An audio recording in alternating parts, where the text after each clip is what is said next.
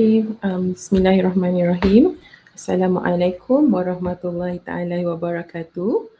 Um,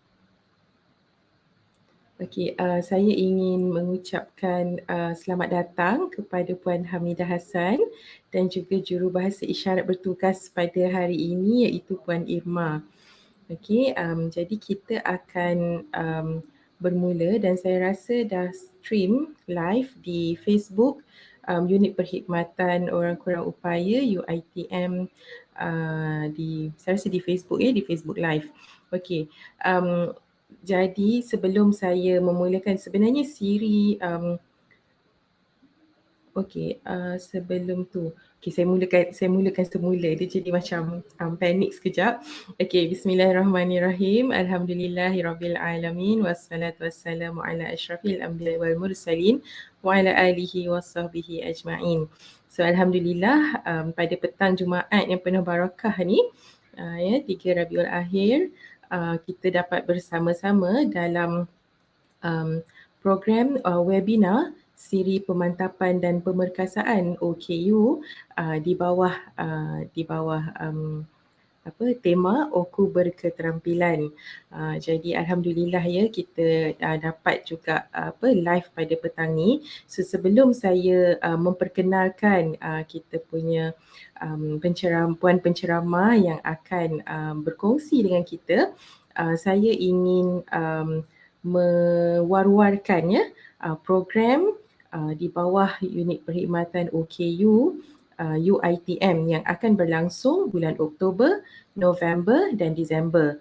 Seperti yang kita sedia maklum ataupun mungkin ada yang tidak mengetahuinya bahawa bulan Disember adalah bulan yang istimewa untuk orang kurang upaya kerana dia di bulan itulah sambutan sambutan Hari Orang Kurang Upaya Malaysia disambutnya. So kita daripada Oktober, November sehingga ke Disember kita akan memperbanyakkan lagi program sebagai salah satu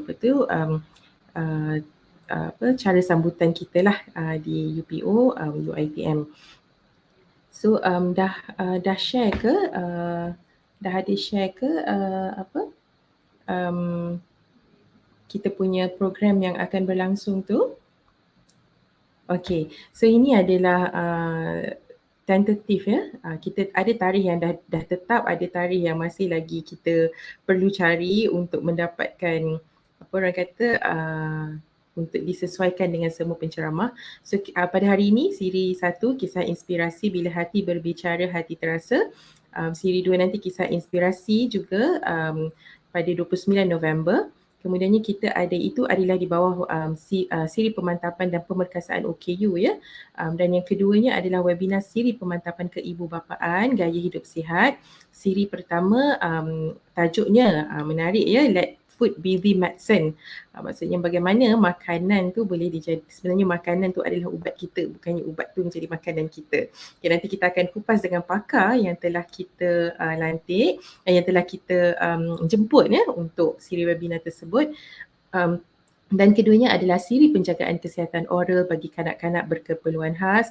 Ini kita jemput pakar pergigian daripada Fakulti Pergigian Universiti Teknologi Mara, kampus Sungai Buloh ya.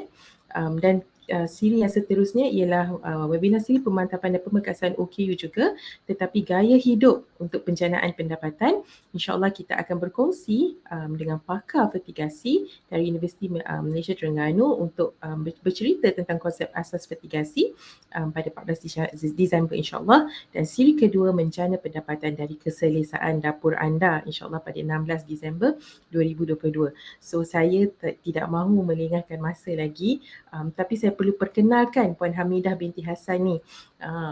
Saya dah lama juga berkenalan dengan beliau dan memang selalu rasa teruja dan termotivasi melihat beliau ya. Okey, so sedikit tentang Puan Hamidah. Beliau merupakan anak kelahiran negeri di bawah Bayu, merupakan anak ke-7 daripada 8 beradik dan berketurunan Sino-Kadazan Melayu Brunei. Beliau mendapat pendidikan ijazah sarjana muda sastra pentadbiran sosial dari Universiti Melaya dan seterusnya mendapat ijazah sarjana polisi awam juga dari Universiti Melaya. Beliau telah dianugerahkan Tokoh Pekerja Oku Wanita Kementerian Sumber Manusia pada tahun 2007. Banyak pencapaian yang telah beliau capai ya. Beliau juga bergiat dalam bidang penulisan dalam pembentangan kertas kerja di peringkat Malaysia dan juga antarabangsa. Beliau juga sering terlibat dalam sekolah penulisan Ramadan dan kompilasi penulisan buku Sehelai Kain Berwarna-Warni di bawah penerbit Persatuan Gerakan Penulis Malaysia. Panjang lagi sebenarnya, cumanya saya nak highlight yang Puan Hamidah ni sebenarnya dia bergiat aktif dalam Persatuan Advokasi berkaitan OKU dan Badan Bukan Kerajaan. Beliau sebenarnya adalah seorang pegawai ya. Beliau kini sebenarnya adalah sebagai ketua kluster di Repository dan Dokumentasi Institut Sosial Malaysia. Mungkin ada yang selalu melihat wajah beliau kerana beliau sebagai seorang penceramah motivasi. Beliau juga sering menerima undangan di rancangan Selamat Pagi Malaysia bernama TV dan radio. So selamat datang ya Puan Hamidah. Terima kasih kerana menerima undangan kami di dalam kesibukan Puan. So kita akan buat dalam bentuk forum dan juga kita akan buka kepada Q&A di Facebook Live ya. Okay, so Puan, saya nak mulakan dulu dengan boleh ke saya minta Puan bercerita tentang latar belakang Puan dan juga peristiwa signifikan dalam kehidupan Puan. Silakan Puan. Masya Allah. Bismillahirrahmanirrahim. Assalamualaikum warahmatullahi wabarakatuh. Terima kasih. Jurubahasa boleh dengar ke? Tak dengar. Okey, alright. Maklumkan kalau saya bercakap laju. Kadang-kadang saya terlupa. Ya. Baik. Terima kasih kepada adinda saya, Dr. Nur Amlizan Ramli, yang juga bukan sahabatlah kiranya ya, atas jemputan buat sesi, untuk sesi pada kali ini, bila hati berbicara, hati terasa. Ya, Dr. Amli. Dr. Am pun dah memperkenalkan tentang diri saya sebentar tadi. Ramai orang pun tak percaya kalau saya kata saya orang Sabah. 2 hari kemarin semasa pembikinan video korporat kementerian, salah seorang daripada stafnya adalah orang Sabah. Jadi semasa dia nak mengelolakan pembikinan video tu, dia memberi instruction kepada saya dan meminta maaf sebab kena pergi dekat kereta, kena buka pintu kereta, kena naik slope, kena naik ramp, kena berlakon lah kan sebab kena video shoot kan. Jadi bila dah cakap-cakap macam itu, dia kata minta maaf lah terpaksa balik lewat. So saya kata, dalam bersembang-sembang tu, saya kata, you dari mana? Dia kata dia dari Sabah. Saya kata Sabah mana? Saya pun orang Sabah. Terperanjat dia. Kan? Saya kata saya pun orang Sabah. Tapi tak ramai yang tahulah kan benda ni. Kalau saya bercakap dengan orang yang senegeri, insyaAllah orang akan identify lah. But we are not going to talk about where I am from today. Kan bersempena hari Jumaat Mubarakah ini, ya, sama-sama kita bersama-sama dengan rakan-rakan kita yang bersama-sama dengan kita pada petang ini dalam program perkongsian insya-Allah yang semoga dikategorikan sebagai satu program ilmu. Semoga sama-sama kita mendapat manfaat daripadanya insya-Allah. Ya. Baik, serba sedikit tentang diri saya telah diceritakan oleh Am tadi, Dr. Amli. Tetapi antara perjalanan-perjalanan yang diceritakan, yang disedut tadi tu oleh Dr. Am, berlakunya beberapa fasa dalam kehidupan yang membentuk kepada siapa diri saya yang sekarang. Tu dia. Apa dia tu, macam suspend je kan. Tapi boleh ke saya diizinkan tak Dr. Am, saya mungkin share satu video kalau tuan-puan boleh bersama-sama dengan saya, mungkin dengar sedikit masa sebab kita ada masa yang panjang. Kalau saya je Boleh. cakap nanti bosan kan. Saya cuba share dulu ya. InsyaAllah boleh silakan. Sebentar ya. Okay. Kita cuba present. Share screen.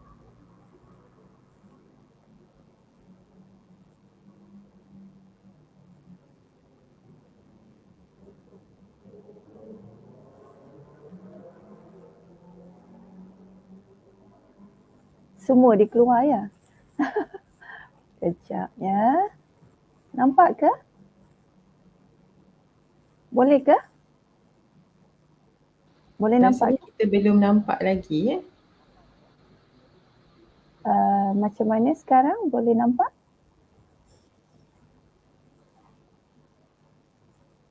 Boleh ke? Masih belum lagi. Saya minta tolong teknikal boleh bantu ke? Saya guna, Saya rasa macam kita kena sekejap ya. saya share screen dan present. Kalau present macam seorang lagi tetamu kita akan tampilkan hari OKU. Ya. tak boleh Okey, tadi dah dengar suara. Boleh bagi melalui WhatsApp ke Puan Hamidah? Sekejap ya. Nanti kita punya teknikal akan usahakan untuk share. I see. Copy link. Okay, saya cuba bagi dekat Dr. Am.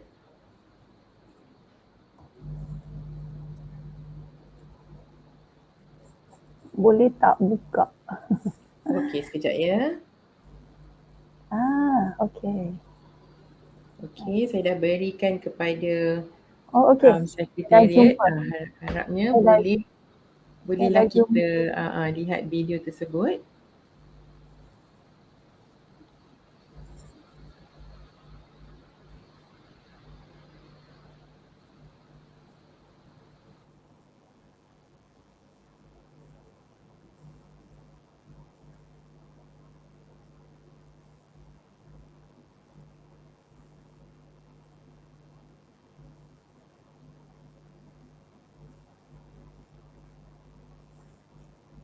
Okay. Dia tak nampak tak keluar ya. Perlukan request access. Okay, kejap ya. Ya. Boleh bagi. Okay. Alright, saya dah bagi access. Okey, sudah. Jadi kita usahakan lagi ya. Okay. Nah, ini namanya buka tu lah. Itulah buka, betul. This is buka, one of them. Alright. Tak apa, sambil menunggu ya, terdapat beberapa, kita kembali kepada persoalan tadi kan. Dr. Am bertanya tentang saya ada apa beberapa significant event yang berlaku dalam kehidupan yang memberikan beberapa makna lah dalam kehidupan saya kan. Sementara menunggu, saya bercerita ya. Semasa saya lahir, sebenarnya saya bukan seorang OKU pun ya. Saya bukan seorang orang kurang upaya fizikal pun. Saya lahir seperti tuan dan puan yang mempunyai dua kaki dan boleh berjalan, boleh berlari, boleh berenang, boleh merangkak dan apa sajalah, mendaki dan sebagainya kan. Merentas lautan pun boleh, semua benda boleh lah insyaAllah. Tetapi semenjak saya slide yang kedua. Okay, boleh on. Okay, kita dengarkan Seorang ini lagi. dulu.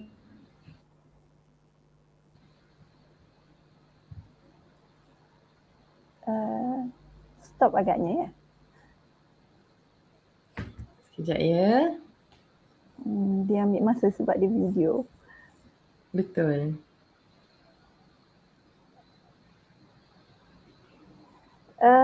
YouTube ini dikongsikan semasa sempena Hari Ibu. Satu ketika dulu saya dijemput dalam slot Selamat Pagi Malaysia untuk berkongsi tentang anak diri saya Selamat dan Hari Ibu. Buat Puan, satu waktu yang cukup baik juga peluang kita bersama-sama di Selamat Pagi Malaysia. Adik Naufal, anak Puan yang kedua. Seorang lagi tetamu kita akan tampilkan hari ini sempena dengan Hari Ibu ini. Lebih mencabar kalau tadi seorang ibu dengan anak autisme.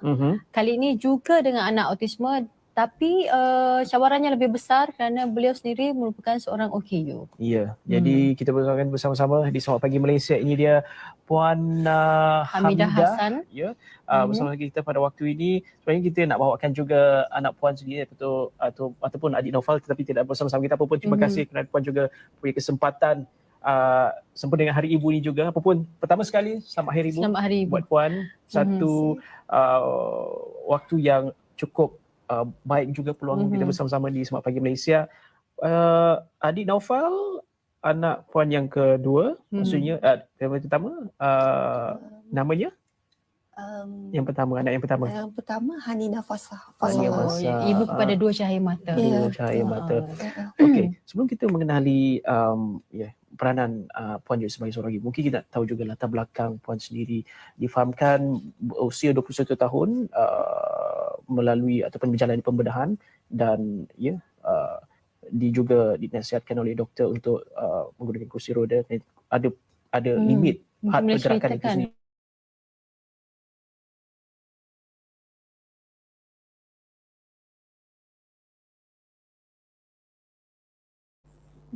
video juga mengalami interference ya. Itulah. Okey ke ataupun kita nak teruskan je ke Puan Hamidah? Kita teruskan kalau dia sangkut lagi. Mungkin kalau dia sangkut lagi tak apa, kita tunggu kita punya technical team ni yang sedang bertungkus lumus. Agaknya internet petang-petang hari nak hujan juga pun kan.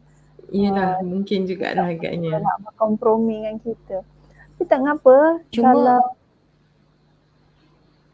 boleh ke team macam mana?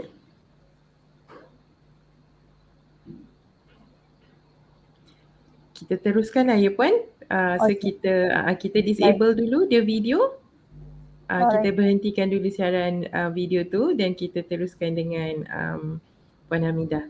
InsyaAllah nanti kita boleh share YouTube link untuk untuk para penonton, untuk para hadirin melihat video ni di YouTube channel ya, insyaAllah.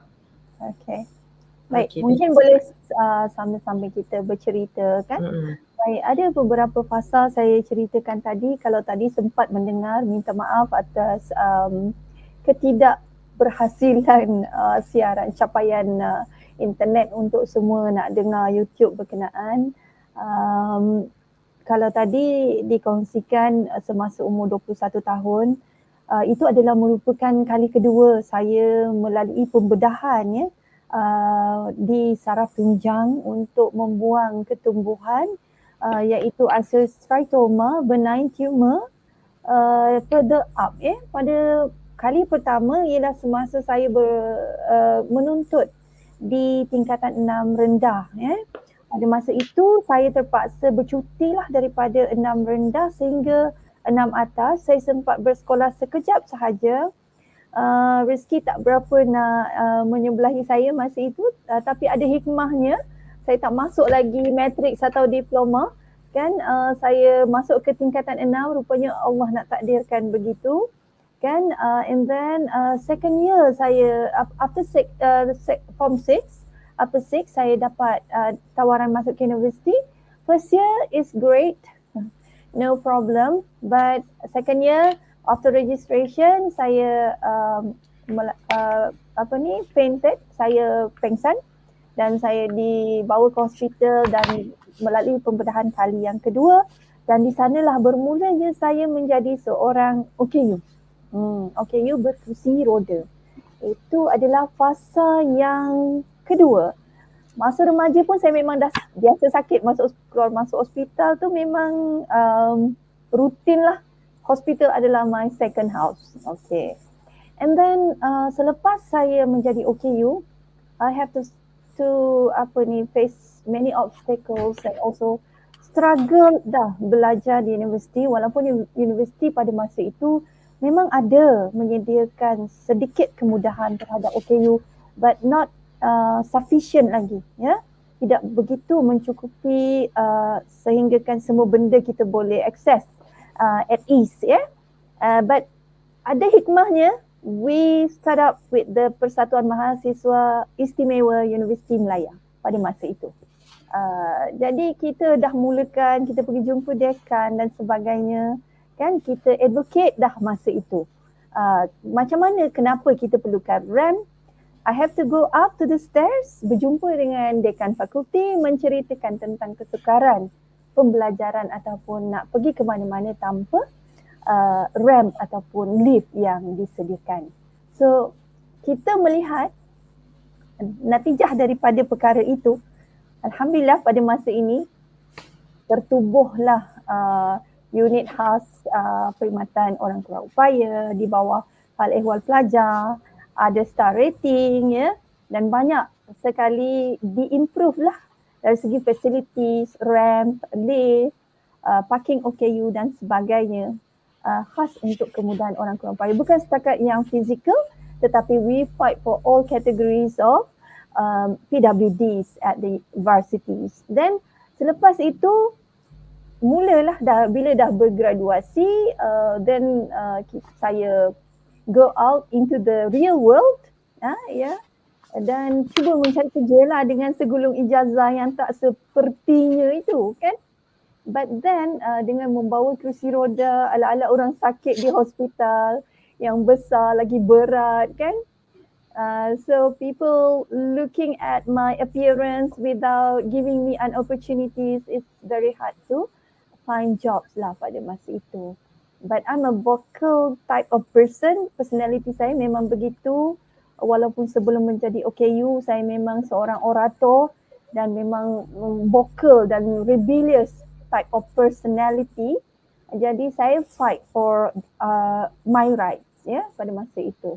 Then saya mendapat kerja yang biasa-biasa, and saya pun mula berhijrah pergi ke Kuala Lumpur selepas balik ke Sabah lah lepas graduate. Then saya lihat kerjaya opportunities itu lebih cerah di Semenanjung Malaysia, so I flew here and find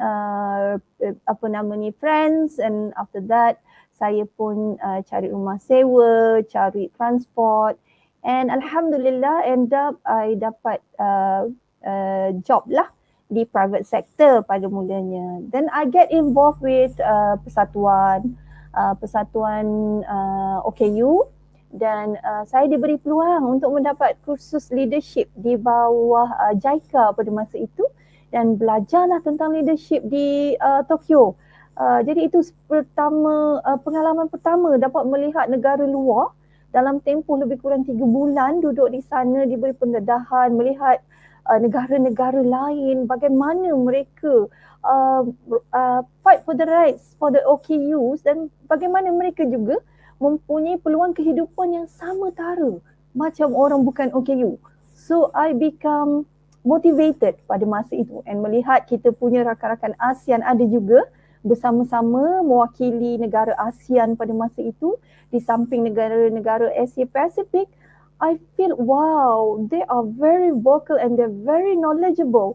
So why can't I? So saya balik tu dengan satu determination, dengan satu hasrat, I want to be like them one day. Itu booster lah yang triggers me to become more vocal, to fight for a person with disability. And then saya pun balik ke Malaysia, and then I join juga Persatuan Sukan I get involved with wheelchair tennis di bawah International Tennis Federation, Wheelchair Tennis Federation. At one time, I also become the president of Wheelchair Tennis Malaysia. So we have the opportunities to play at the international arena, and then ada satu kali memang kita juga ada berkesempatan bertanding di peringkat World Cup. Pada masa itu women players sangat sedikit ya, dan komitmen, disiplin itu sangat sukar kita perolehi seperti dululah. Sekarang ni tak seindah, tak complacent seperti sekarang di bawah jagaan MSN dan sebagainya. We survive ourselves, kita cari dana sendiri melalui persatuan, kita pergi international open tournament ya untuk collect points, and then kita interact with other people from outside of Malaysia. So we see how Korean, how Japanese, how the Scandinavian countries, how they bring themselves, even though they are on wheelchair, they can be at top of the world. So ini juga adalah merupakan salah satu perkara yang membuka mata saya pada masa itu. Alhamdulillah, dalam saya diberi keterbatasan itu, saya dikurniakan Allah dengan nikmat yang sangat banyak yang tak mungkin saya mampu beli maupun saya nikmati sekiranya saya bukan okey pada masa itu ya.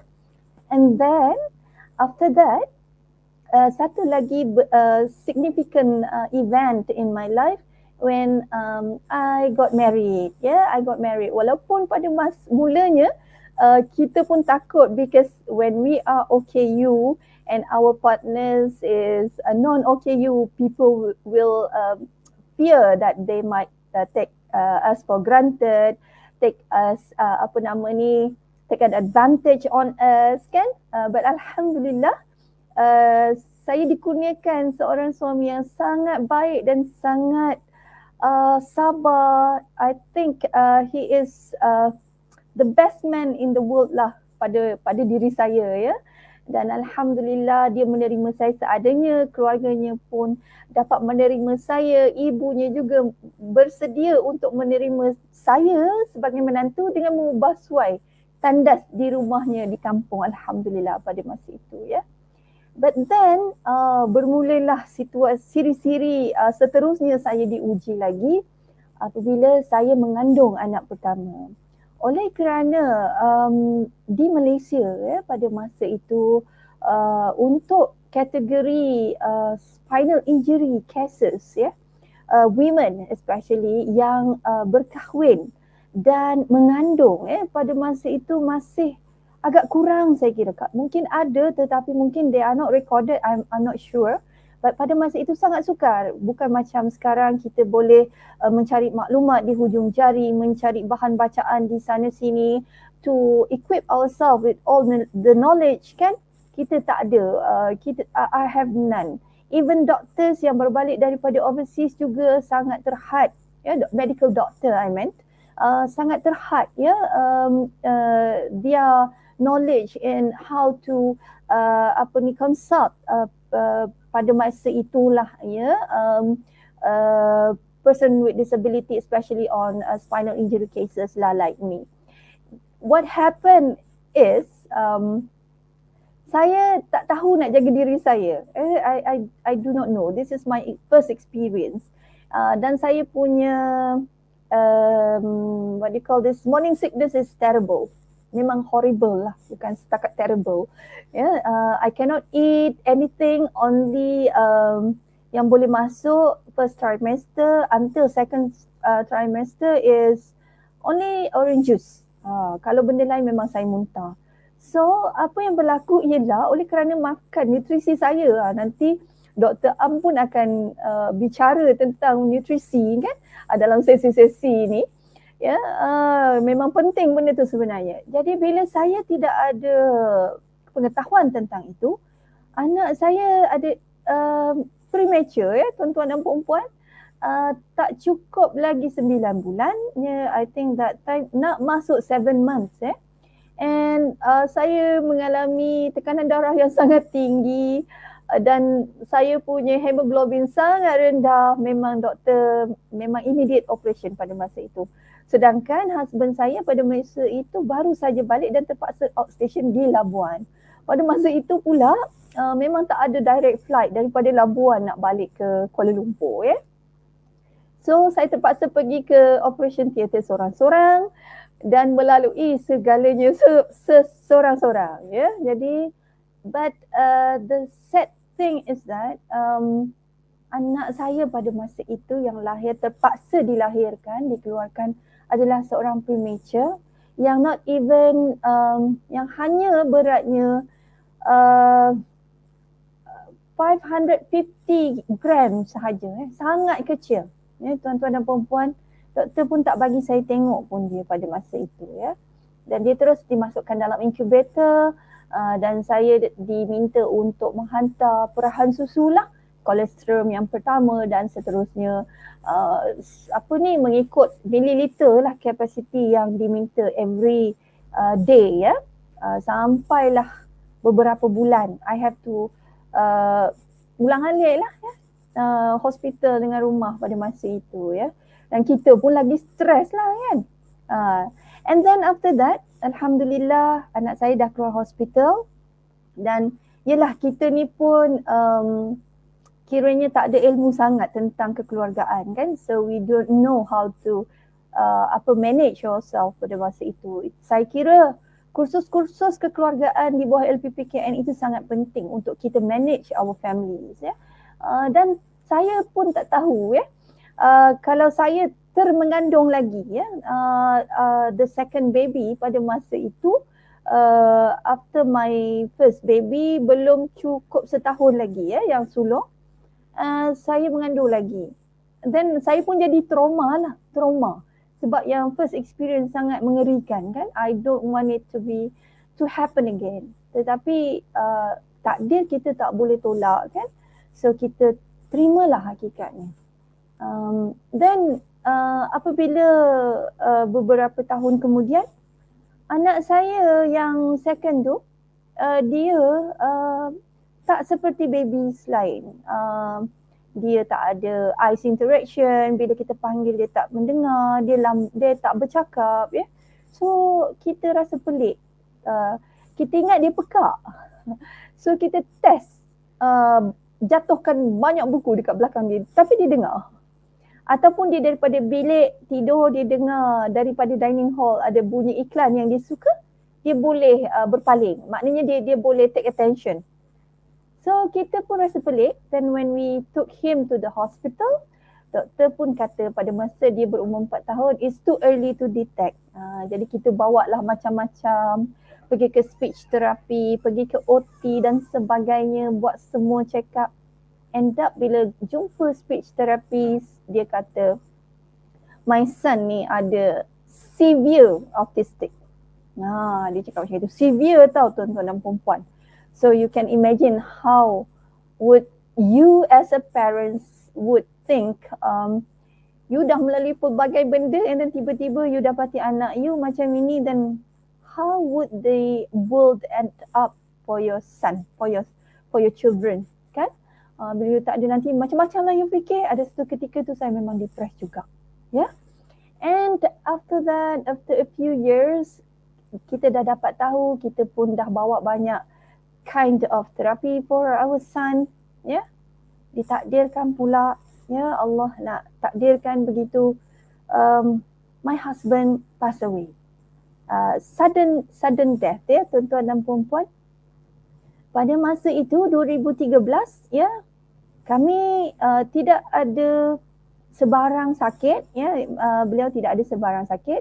Tetapi pada masa itu kami balik daripada Putrajaya nak balik ke Petaling Jaya ya, nak menguruskan permit bibik kami, dan di dalam perjalanan balik kami sempat bersembang dan bergurau, tapi peliknya pada hari itu memang saya yang drive. Selalunya kalau dia ada memang dia akan drive. Allah nak takdirkan dan saya pula tahu dia memang penat baru balik daripada outstation, kita memang nak kena immediate uruskan permit bibik ya, pembantu pada masa itu sebab dah nak habis tempoh. So saya kata tak apa, saya yang drive. Di perjalanan tuan-tuan dan puan-puan, pada petang hari itu, ya, sambil bergurau, saya yang bercerita tentang kisah penjual laksa, di mana sedikit rezeki dia simpan untuk menunaikan ibadah haji, sedikit dia simpan untuk berniaga dan sedikit lagi dia simpan untuk sedekah. Jadi bila saya bercerita dengan husband pada masa itu, dia sambil bersandarlah dekat kereta sebelah kan. Dia kata tak apa, nanti kat rumah, kami bahasakan abang dengan adik tuan-tuan dan puan-puan, dia kata tak apalah, nanti di rumah sayang nanti buatlah abang, masakkanlah abang laksa, dia kata begitu. Jadi saya kata orang nak cerita dia main-main pula. So saya tahu dia penat, saya biarkan dia lelap. Saya kata tak apalah, abang tidur, adik drive, saya kata macam tu. Tiba-tiba di perjalanan Max itu, tuan-tuan dan puan-puan, tiba-tiba dia seolah-olah macam terperanjat, macam how would I explain? Dia macam terkujat lah ya. And then sekejap saja tuan-tuan dan puan-puan, dia terus terkulai. Saya kata dengan dia, jangan bergurau sebab saya tengah drive. I'm driving. Saya kata, don't play jokes sebab I'm driving. Tapi bila saya pegang dia tak ada respon dah. Dia tak ada macam dia nak sergah saya ke apa. Dia memang orang yang suka bergurau. But then saya kata bertahan dulu, saya nak berhenti pun tak boleh sebab it's highway kan, dekat Max. Nak berhenti kat tepi, tempat sangat, space dia sangat kecil dan kereta juga agak laju dan memang susahlah untuk berhenti. So saya kata yang terdekat adalah dekat Kuchai Lama, ada bawah jambatan tu ada satu space yang agak besar. Saya berhenti di sana agak beberapa minit kemudiannya lah ya. Dan saya rasakan denyutan nadi, denyutan jantung, saya rasakan foreheadnya ya, masih ada peluh dan juga masih panas ya. Jadi saya kata saya cepat berfikir bahawa hospital yang terdekat adalah Asunta pada masa itu. Kalau saya nak pergi tempat lain pun jam dan memang lagi lama. So saya pun pergi ke emergency selepas dibuat what is that, CPR is it? And after a while dia berhenti. I thought he was okay on that time at that time. Selepas dia berhenti, doktor pun berjumpa dengan saya dan mengatakan bahawa we have tried our best Puan, but unfortunately we couldn't save him. Saya kata, are you sure? Because at the time I feel his pulse, his forehead and the chest is still breathing. Saya kata, are you sure? Saya tanyakan lah because it's so sudden kan tuan-tuan dan puan-puan. And selepas doktor dah cakap macam tu kan, so fate is fate. Kalau Allah kata kun fayakun, benda tu berlaku, maka who is me to say no, right? So being a social worker at the same time, saya juga berkhidmat sebagai seorang pegawai pembangunan masyarakat di Jabatan Kebajikan Masyarakat. Saya punya jawatan saya lah ya, skim perkhidmatan saya. Cuma saya kader di Institut Sosial Malaysia ya sekarang, dan biasa menguruskan isu-isu masyarakat ni lah. Itu satu opportunity saya kira, satu kelebihan ya. Bila kita berhadapan dengan ahli keluarga sendiri, mungkin kita akan fokus kepada menyelesaikan isu itu terlebih dahulu sebelum kita memikirkan tentang hati, emosi dan kesedihan kita.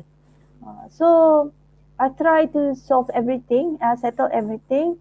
It's just that benda yang paling agak sukar saya rasa untuk memberi penjelasan adalah apabila saya balik ke rumah ya.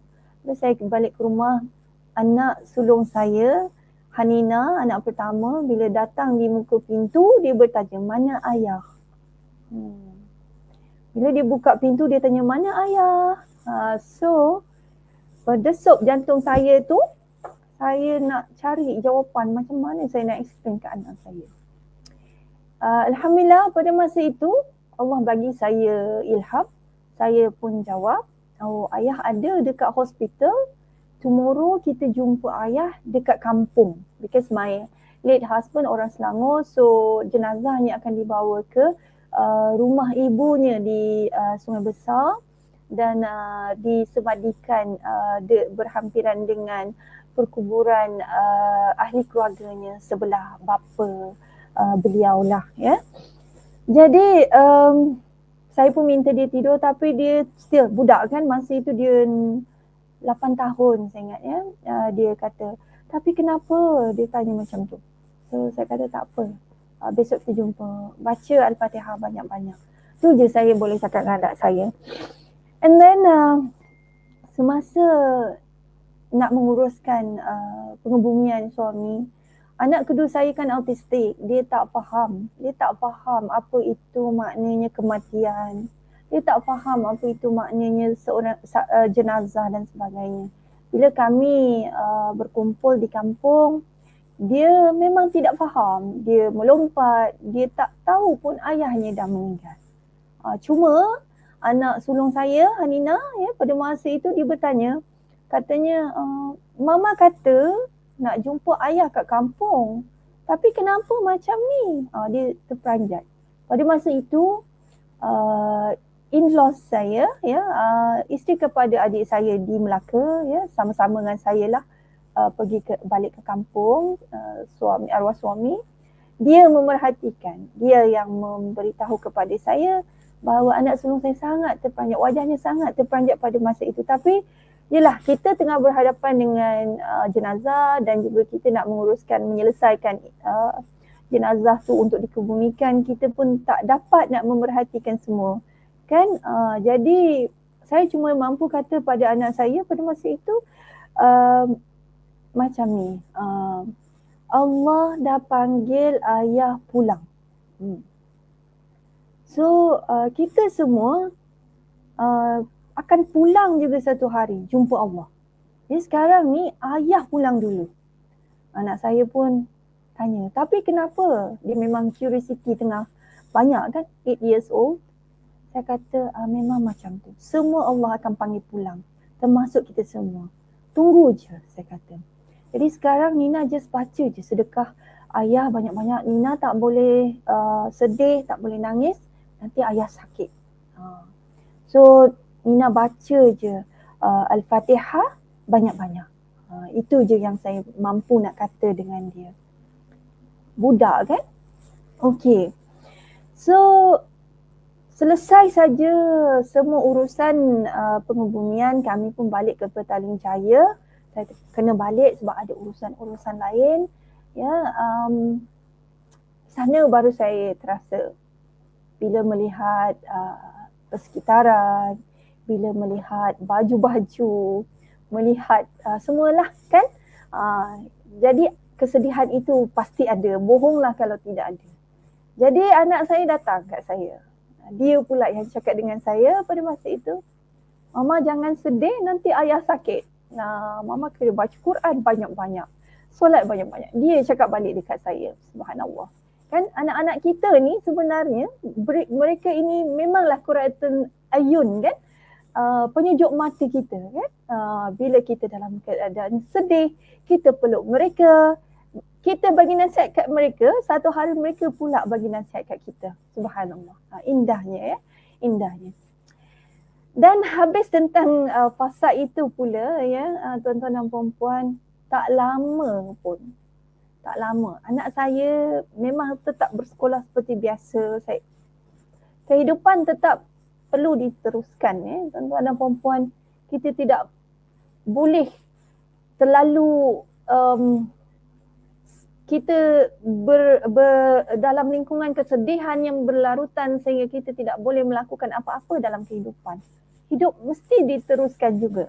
Ada amanah yang perlu kita lunaskan ya. Jadi anak saya ni nak bersekolah, ada keperluan yang perlu dibeli. Saya kenalah keluar, siapa lagi yang saya nak harapkan. Jadi pada masa itu saya terpaksa keluar mencari barang. Ada anak buah saya yang turun dari Kota Kinabalu menemani saya, tetapi mereka tidak tahu dan tidak ada pendedahan tentang autistik. Ya. Apa berlaku ialah anak autistik saya hilang. Ya. Hilang. Semasa sibuk mencari barang Hanina, hilang. Saya panik sebentar. Saya puas berdoa di dalam hati, membaca, meratib apa yang patut, ya.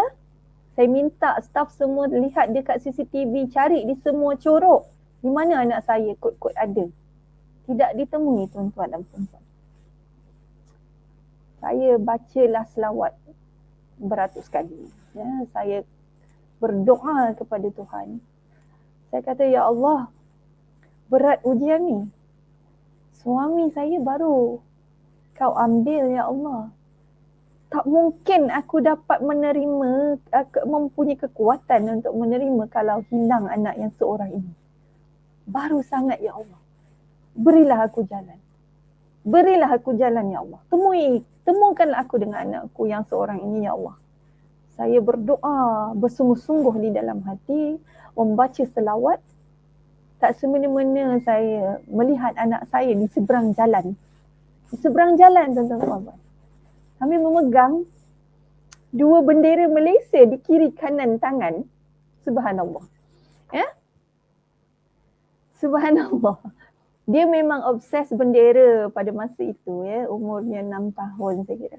Ya, jadi rupa-rupanya dia boleh ingat dekat mana jual bendera itu dan tak tahu masa bila dia keluar menyeberang jalan-jalan raya itu dan melalui bangunan deretan-deretan kedai dan boleh balik semula ke tempat di mana menyeberang. Sebelum dia sampai itu menyeberang jalan semula nak balik ke tempat yang di mana kami berada. Subhanallah.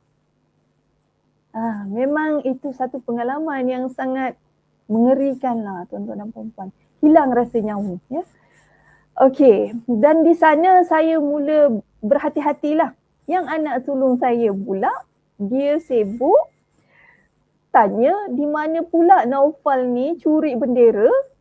Habislah nanti dia kena tangkap polis. Budak kan? Saya kata tak apa, nanti kita pergi cari kedai tu sebab ada label dia. Nanti kita pergi bayar dekat orang tu. Di kedai itu orang tu pun tak sedar yang Naufal memang masuk dan ambil dan bawa keluar benda tu. Subhanallah. Betapa macam mana sebenarnya benda tu berlaku. Wallahualam. Ya. Dan adalah lagi beberapa fasa yang seterusnya yang mengisahkan anak autistik saya, ya, yang boleh menyebabkan keadaan cemas, bimbang, risau, tak tidur malam dan sebagainya, ya, tuan-tuan dan puan-puan.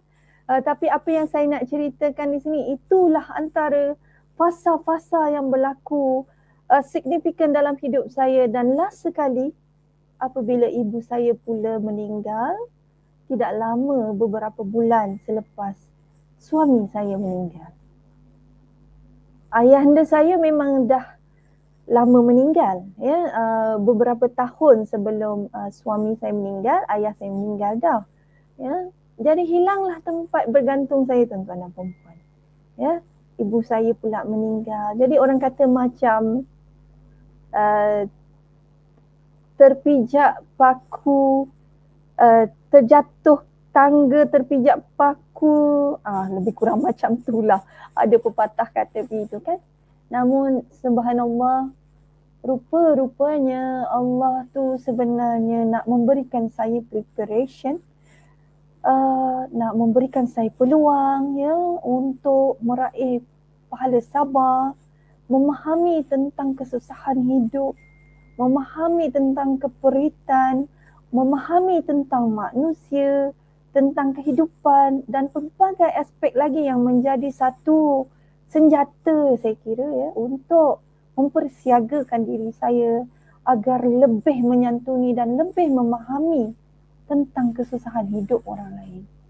Jadi saya rasa itu antara significant stories happen throughout my life that I could share bersama dengan tuan-tuan dan puan-puan pada petang ini. Wallahualam.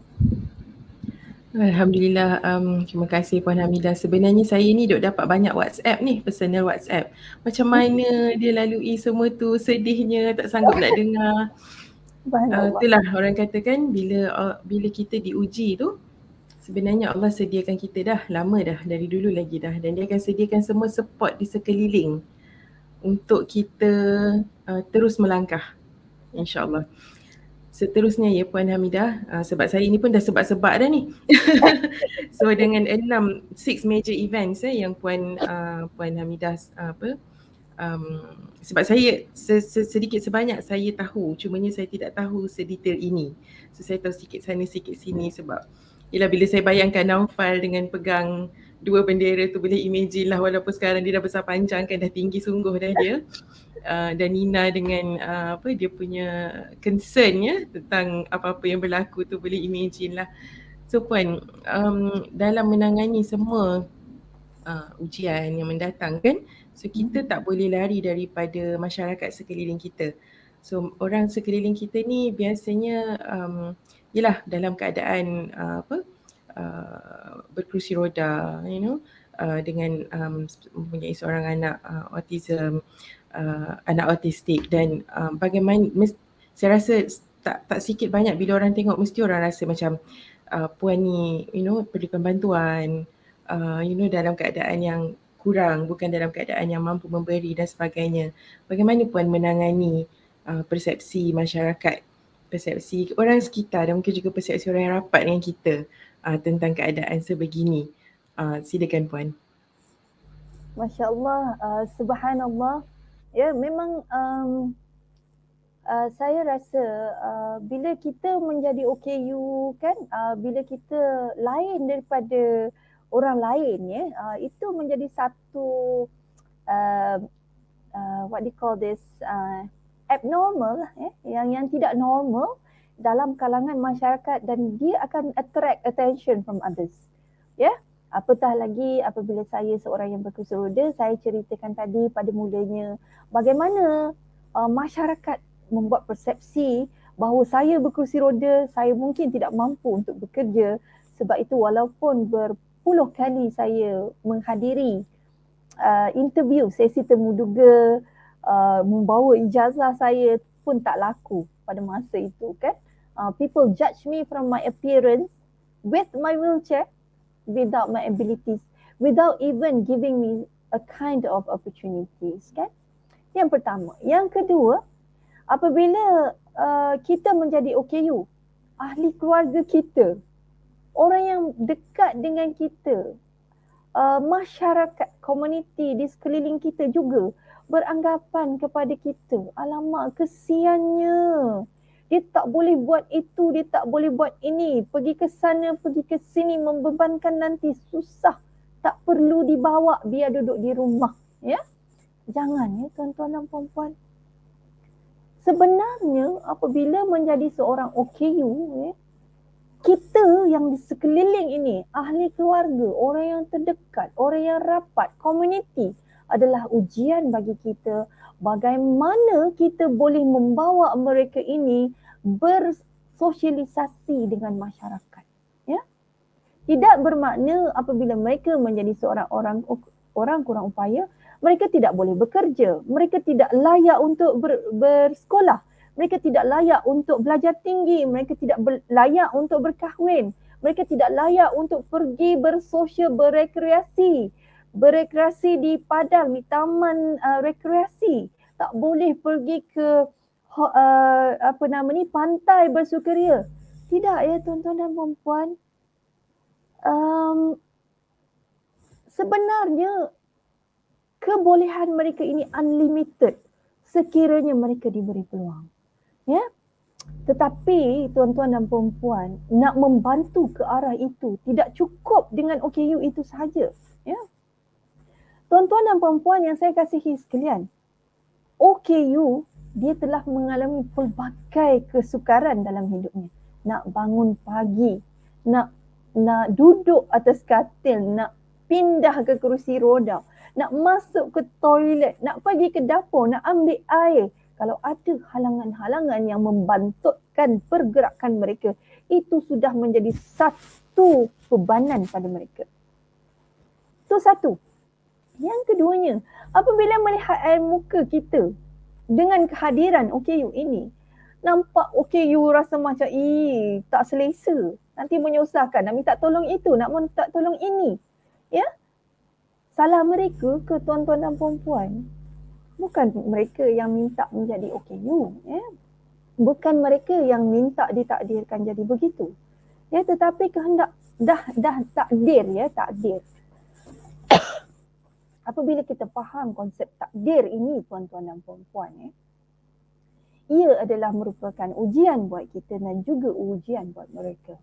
Menangani persepsi ini tuan-tuan dan puan-puan bukan mudah. Lihat apa yang berlaku kepada diri saya sendiri, ya. Apa yang berlaku kepada diri saya sendiri, saya melalui pelbagai rintangan, cubaan. Mungkin tidak semua mampu melaluinya. Namun Allah hanya akan memberi ujian berdasarkan kemampuan seseorang. Ya, setakat yang dia mampu tuan-tuan dan puan-puan. Jadi nak menangani persepsi ini, yang pertama OKU itu sendiri dulu, ya tuan-tuan dan puan-puan. Dia kena kuat, ya, dia kena kuat. Tapi tuan-tuan dan puan-puan, kesianlah dekat OKU kan. Asyik dia seorang nak kuat. Orang lain kesian itulah, kesian inilah, persepsi negatif lah, tak boleh lah, beban lah, susah lah dan sebagainya, ya. Jangan tuan-tuan dan puan-puan. Kalau kita duduk di negara Arab, subhanallah, dia akan membantu OKU ni seperti mana dia nak meraih sebanyak pahala yang boleh. Ya? Kalau orang yang faham tentang agama, ya, kenapa dia mengenal Tuhan, dia faham tentang ujian hidup, dia faham tentang qada dan qadar, dia faham kenapa dia menjadi hamba, semua ini ujian, dunia ini sementara, dia akan buat sehabis baik mungkin untuk memudahkan orang lain, untuk menyantuni orang lain, termasuklah OKU. Bukan OKU sahaja tuan-tuan dan puan-puan, warga emas, ibu mengandung, penyakit jarang jumpa, orang susah dan sebagainya. Jangan semata-mata kita hanya melihat membantu orang yang lawa je, yang cantik, yang handsome je, kan? Kalau dah OKU, air liur meleleh-leleh, buruk pula rupa, kita pun langsung tak nak pandang. Kita tak tahu kalau dia sebenarnya adalah makhluk yang diturunkan oleh Allah untuk menguji kita, untuk memberikan kita peluang pahala pada masa itu, subhanallah. Ya tuan-tuan dan puan-puan, jadi sama-sama persepsi ini bukan setakat diri individu itu, OKU ke tak OKU, ahli keluarga pun sama. Ya, kita kena melihat daripada pelbagai perspektif. Dan satu lagi tuan-tuan dan puan-puan, kita kena faham bahawa manusia ini unik. Ya? Unik maksudnya setiap individu itu tidak sama. Ada orang yang memang kuat ya, resilient. Ya?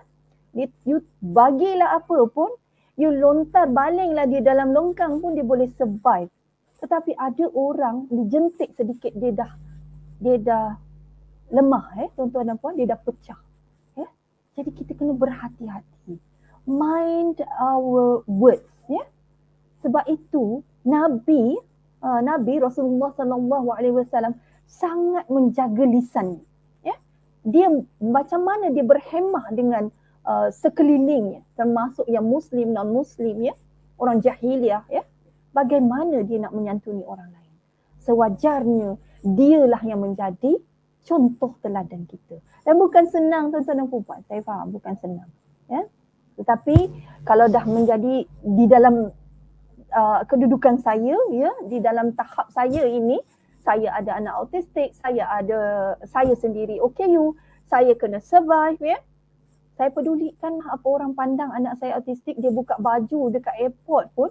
Ada satu ketika tu saya nak balik ke Sabah, ya, dia dah kepanasan, dia tak boleh tahan, ya, dia dah gulik-gulik atas lantai, itu satu hal. Dah sampai dekat terminal, dekat ni gate, dia buka baju, buka seluar, buka semuanya, sehelai sepinggang, mujur dia masuk toilet, dia mandi. Saya pedulikanlah orang lain nak kata apa. because he is my son.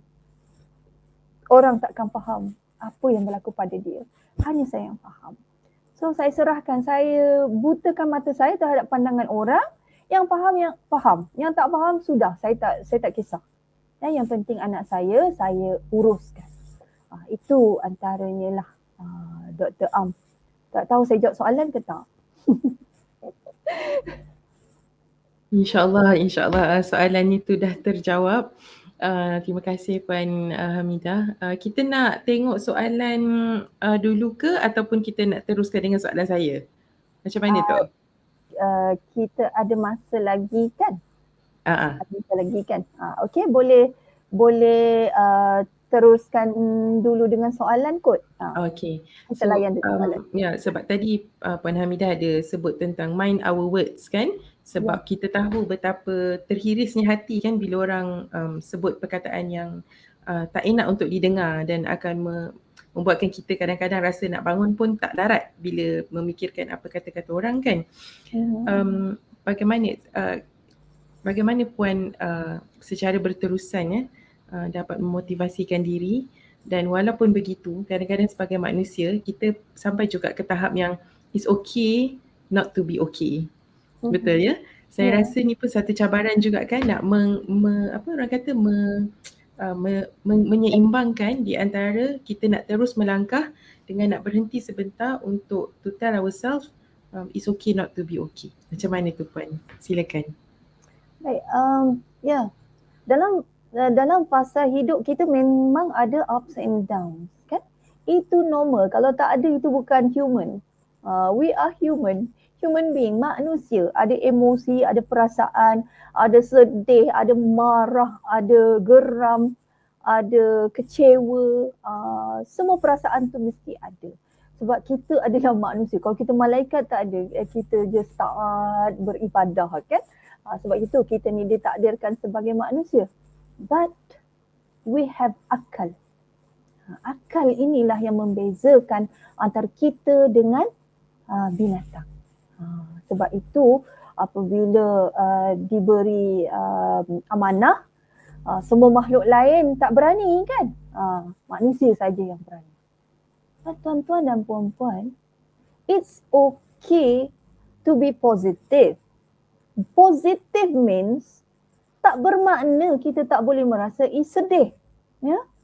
It's okay if you wanted to cry. It's okay if you feel like you want to be angry. It's okay to be kecewa, frustrated. Apa juga perasaan, kita deserve to have that kind of feeling because we are human. Kita nak rasa grieving, silakan. Takkanlah kita tak boleh nak rasa sedih kan? Suami meninggal, okay, saya tak sedih pun. That's not normal kan? Tuan-tuan dan puan-puan. Semacam mana pun kita ini, mesti kita ada rasa grieving, mesti kita ada rasa sedih, kita rasa tertekan kan? But kita cuba untuk mengalihkan perasaan sedih itu dalam keadaan yang terkawal dan dalam keadaan yang berhemah. Berhemah macam mana tu? Ya? Kalau kita rasa sedih, jangan kita pukul orang. Kalau kita rasa sedih, janganlah kita main hentam-hentam orang, tak semena-mena mengeluarkan kata-kata yang what do you call this, unethical di media sosial dan sebagainya. Kita cuba berfikiran matang, kita cuba berfikiran matang.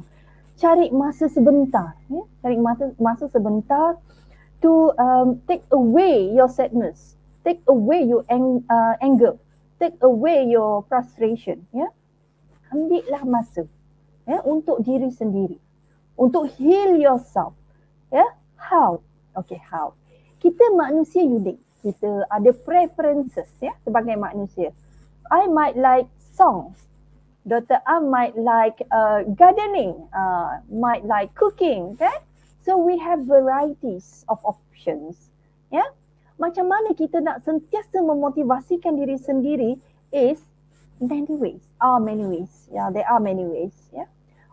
Bagi diri saya mencari pelbagai alternatif. You might see me being very busy with my work, with my organisation. Terlampau banyak yang saya libatkan diri saya.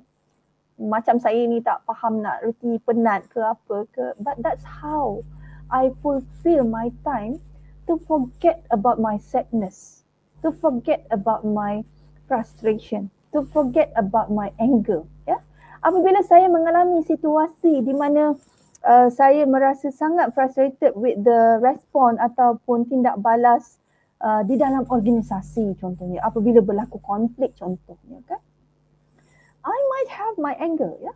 I will have my anger of course. Tetapi cara saya ialah I will rationalize my brain to put out a very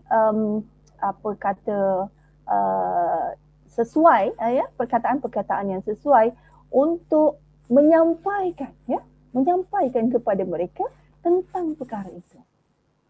Or else ya, saya akan ambil masa sekurang-kurangnya sehari, kalau perlu 2 hari, 3 hari ya. Kita balik, kita minta ilham daripada Allah, baca Quran ya, baca tafsir, solat hajat, solat istikharah dan sebagainya. Minta Allah bagi ilham, insya-Allah kita akan dapat cari jalan penyelesaian yang terbaik. Itu antara alternative ways yang boleh kita trash out all those negativity yang ada dan kita boleh kawal. Selain daripada itu, tuan-tuan dan puan-puan, kita juga boleh membaca buku. Membaca buku. Kita feed ourselves, feed our soul ya, dengan ilmu-ilmu yang bermanfaat. Buku-buku yang inspirational. Ya, yang boleh heal ourselves.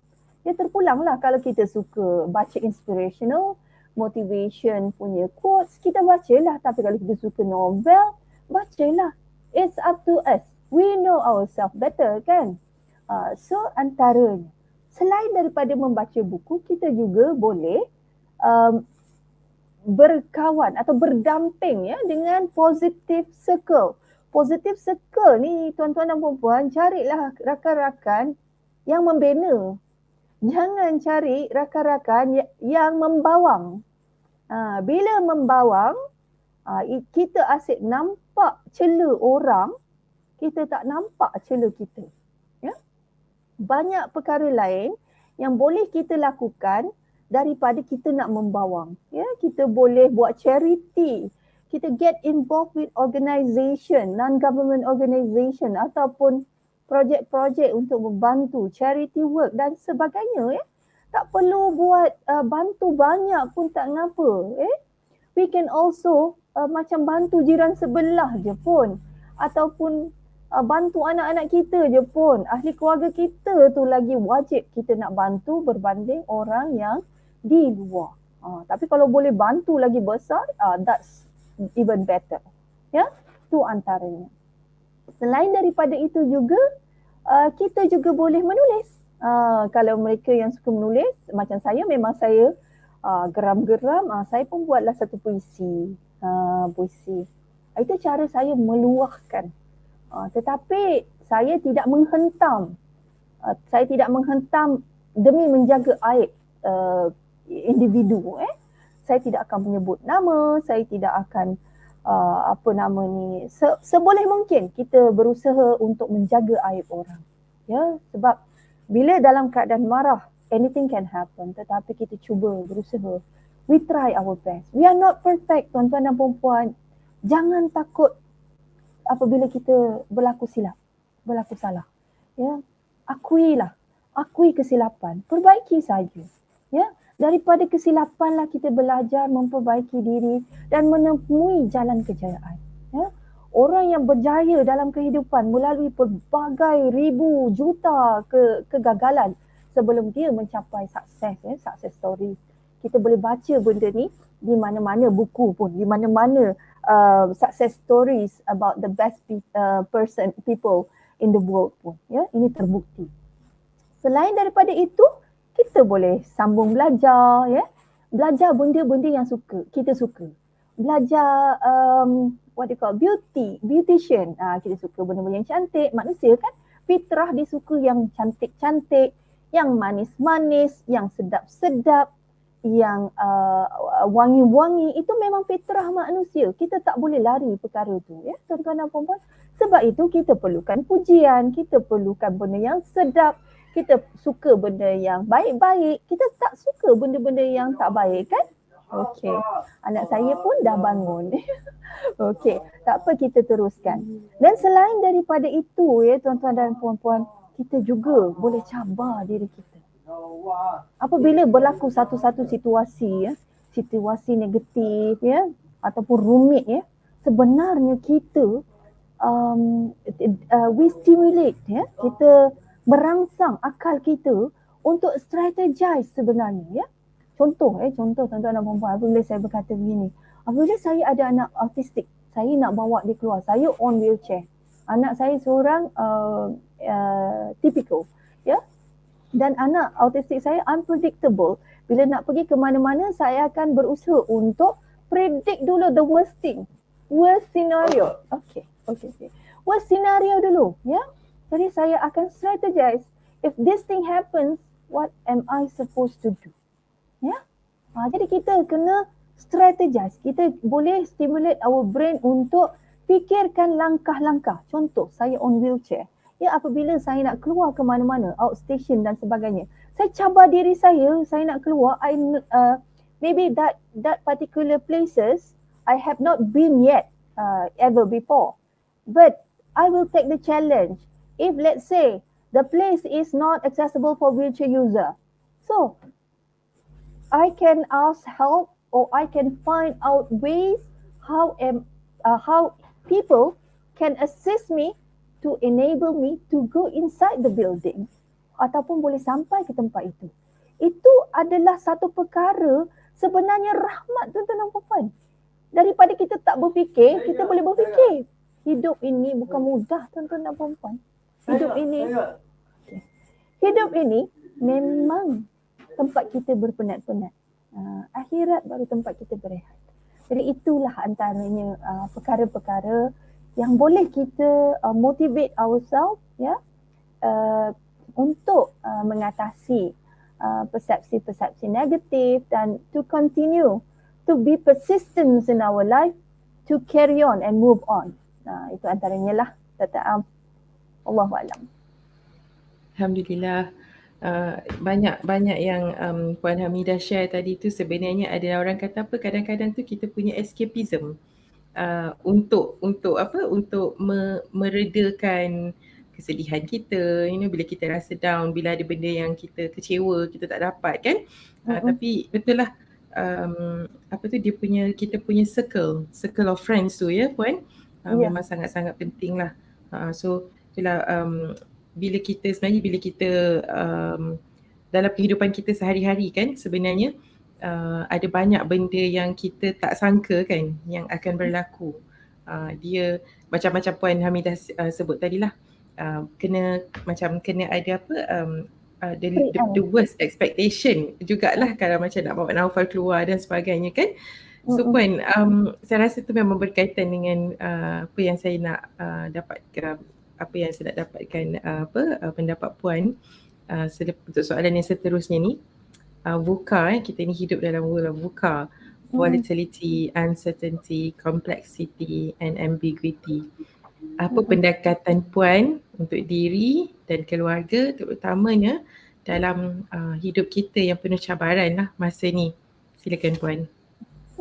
Dr. Amdi saja bagi saya soalan macam kita dalam arena ekonomi semasa, dalam keadaan volatility,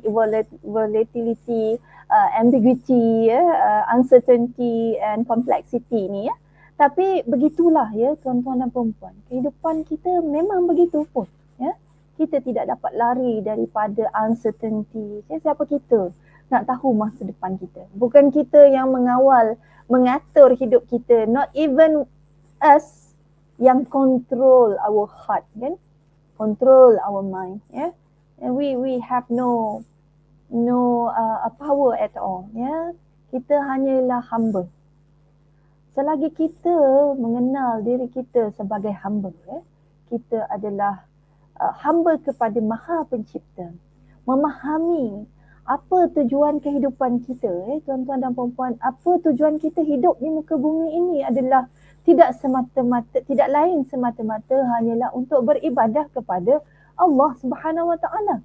Apa maksud ibadah itu, tuan-tuan dan puan-puan? Adakah solat semata-mata? Adakah puasa semata-mata? Ya. Orang yang terbaik di kalangan kita adalah orang yang memberikan manfaat kepada orang lain, tuan-tuan dan puan-puan. Allah tidak hitung banyak mana ibadah kita. Allah tidak hitung banyak mana solat kita, puasa kita, sedekah kita, ya, haji kita, umrah kita, ya, zakat kita. Allah tak pandang itu semua. Ya. Subhanallah. Tetapi kalau Allah reda, walau setitik pun kebaikan kita, kita pun tak tahu yang mana, tuan-tuan dan puan-puan. Maka itulah yang boleh membawa kita ke syurga. Dan saya pun tidak tahu kalau walaupun saya mempunyai anak OKU yang autistik, yang orang sentiasa kata anak syurga, subhanallah, siapa kita? Mana kita nak tahu, tuan-tuan dan puan-puan? Itu pun belum lagi menjamin syurga. Dia mungkin, ya Allah. Dia mungkin, tuan-tuan dan puan-puan. Tapi saya belum tentu. Maka tuan-tuan dan puan-puan, dalam kita menghadapi kehidupan terlalu banyak ujian, ya, bersyukurlah kita kerana kita dipilih Allah Subhanallah. Jemaat yang mulia ini, tuan-tuan dan puan-puan, saya nak mengajak tuan-tuan dan puan-puan berfikir sejenak. Dalam kita melalui segala kesulitan dan kepayahan dan kesukaran dalam kehidupan, subhanallah, Allah nak memberi kita peluang pahala, tuan-tuan dan puan-puan. Allah nak memberi kita peluang sabar, tuan-tuan dan puan-puan. Allah nak memberi kita peluang untuk merasa kebaikan, nikmat pahala nak memasuki syurga, subhanallah. Allah nak memberi kita peluang untuk membuat baik, berfikiran yang baik-baik, bersangka baik dengan Allah. Boleh jadi satu ujian getir, ya. Kita lambat nak pergi kerja pada hari itu kerana anak-anak buat karena. Sebenarnya Allah nak menyelamatkan kita daripada peristiwa kemalangan di jalan raya. Allahu Akbar. Boleh jadi kita dimarahi oleh ketua kita semasa bekerja di jabatan itu, memberikan kita lagi satu motivasi untuk menunjukkan bahawa kita tidak bersalah. Memberikan kita lagi satu rangsangan, tekanan yang positif untuk kita membuktikan bahawa kita boleh melakukan perkara lebih baik daripada itu. Apabila kita diuji dengan konflik rakan-rakan sekerja, apabila ada orang yang berkata buruk tentang kita, yang bersangka buruk dan menyebarkan fitnah tentang kita, subhanallah, rupa-rupanya Allah nak memberikan kita persiapan yang lebih teruk di masa hadapan untuk kita lebih bersedia. Subhanallah. Jadi tuan-tuan dan puan-puan, apabila kita berkata tentang complexity, ambiguity, uncertainties, volatility ini, tuan-tuan dan puan-puan, apa yang perlu ada pada diri kita sebenarnya? Kita yang membentuk diri kita dengan izin Allah Ta'ala, persiapkan diri kita, mengenal Tuhan. Apabila kita mengenal mengapa kita lahir di muka bumi, apabila kita mengenal Tuhan, apapun ujian yang datang kepada kita, kita faham.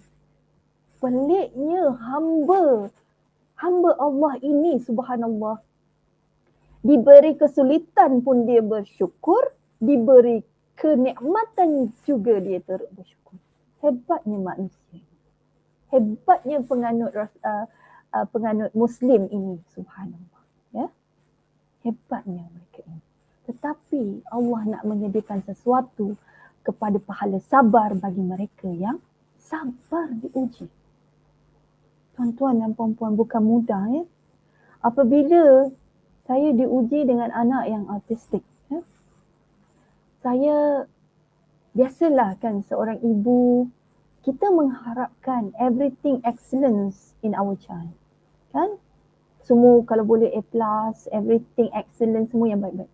But Allah nak uji top, tiba-tiba dapat anak autistik yang memang limited verbal, can't even think within himself, yang tidak pun tahu tentang makna bahaya, yang pergi memandu kereta secara tiba-tiba yang melanggar kereta sampai aksiden, kita pun tak tahu, dia pun tak boleh bercerita tentang keadaannya. Subhanallah, how would we feel as a parent bila benda itu berlaku? Kalau ikut logik, sedih kan tuan-tuan dan puan-puan? Sedih sangat anak kita ni, nyaris mati ni, dia tak boleh nak bercerita, dia tak boleh nak bercakap kan, mentang-mentang dia autistik kan, dan tak ada pula orang bagi tahu kat kita. End up kita tahu apabila kereta itu dah remuk redam. Apa yang berlaku ke anak kita, tangannya macam mana, dadanya macam mana, keadaan pun kita tak tahu. Sebagai seorang parent, memang layak kita rasa marah kan? Tetapi kita faham bahawa ini takdir Allah. Banyak perkara kita memang terpaksa berkorban rasa, berkorban kompromi, berkorban duit, harta benda, berkorban perasaan, masa dan sebagainya. Tetapi itulah namanya ujian tuan-tuan dan puan-puan. Saya ini pun masih lagi diuji. Ya?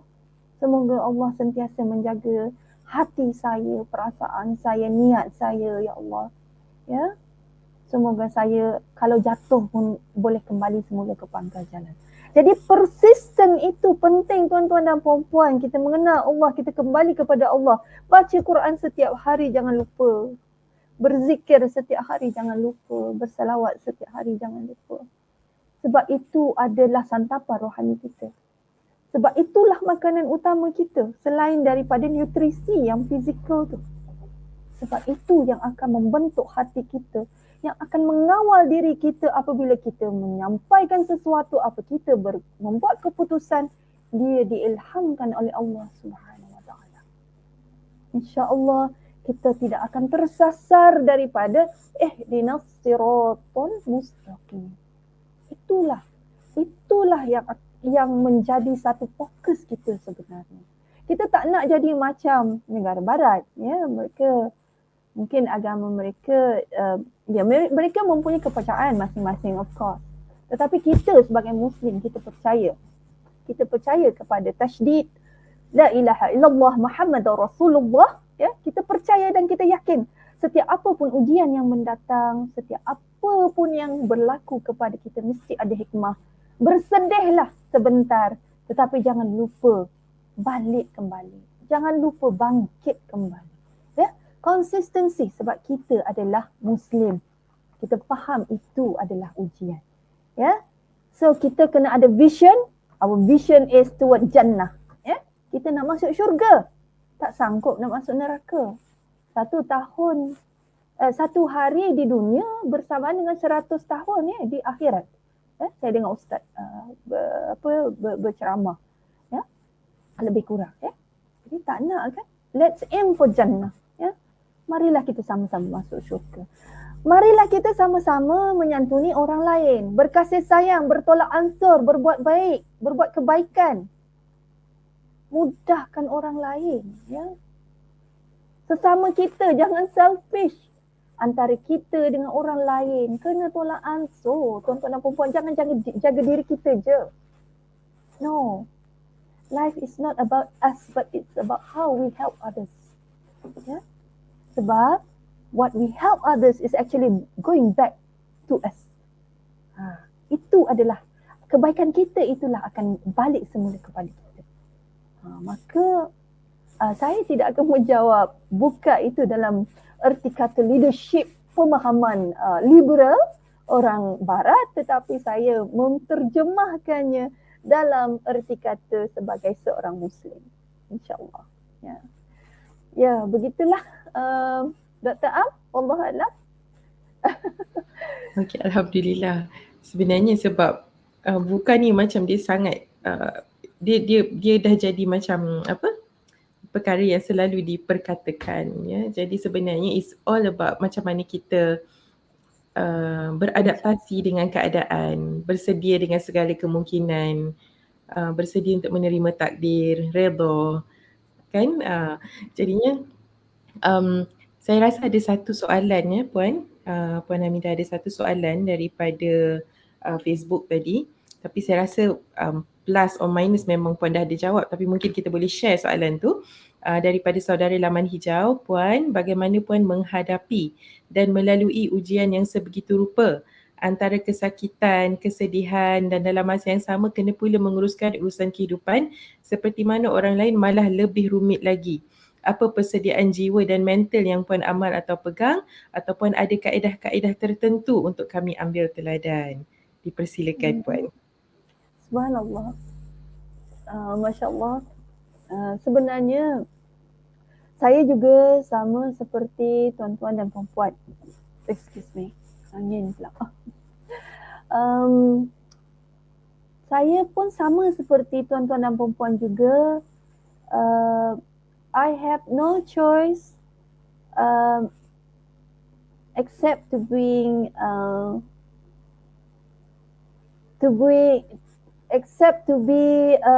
tough lah ya.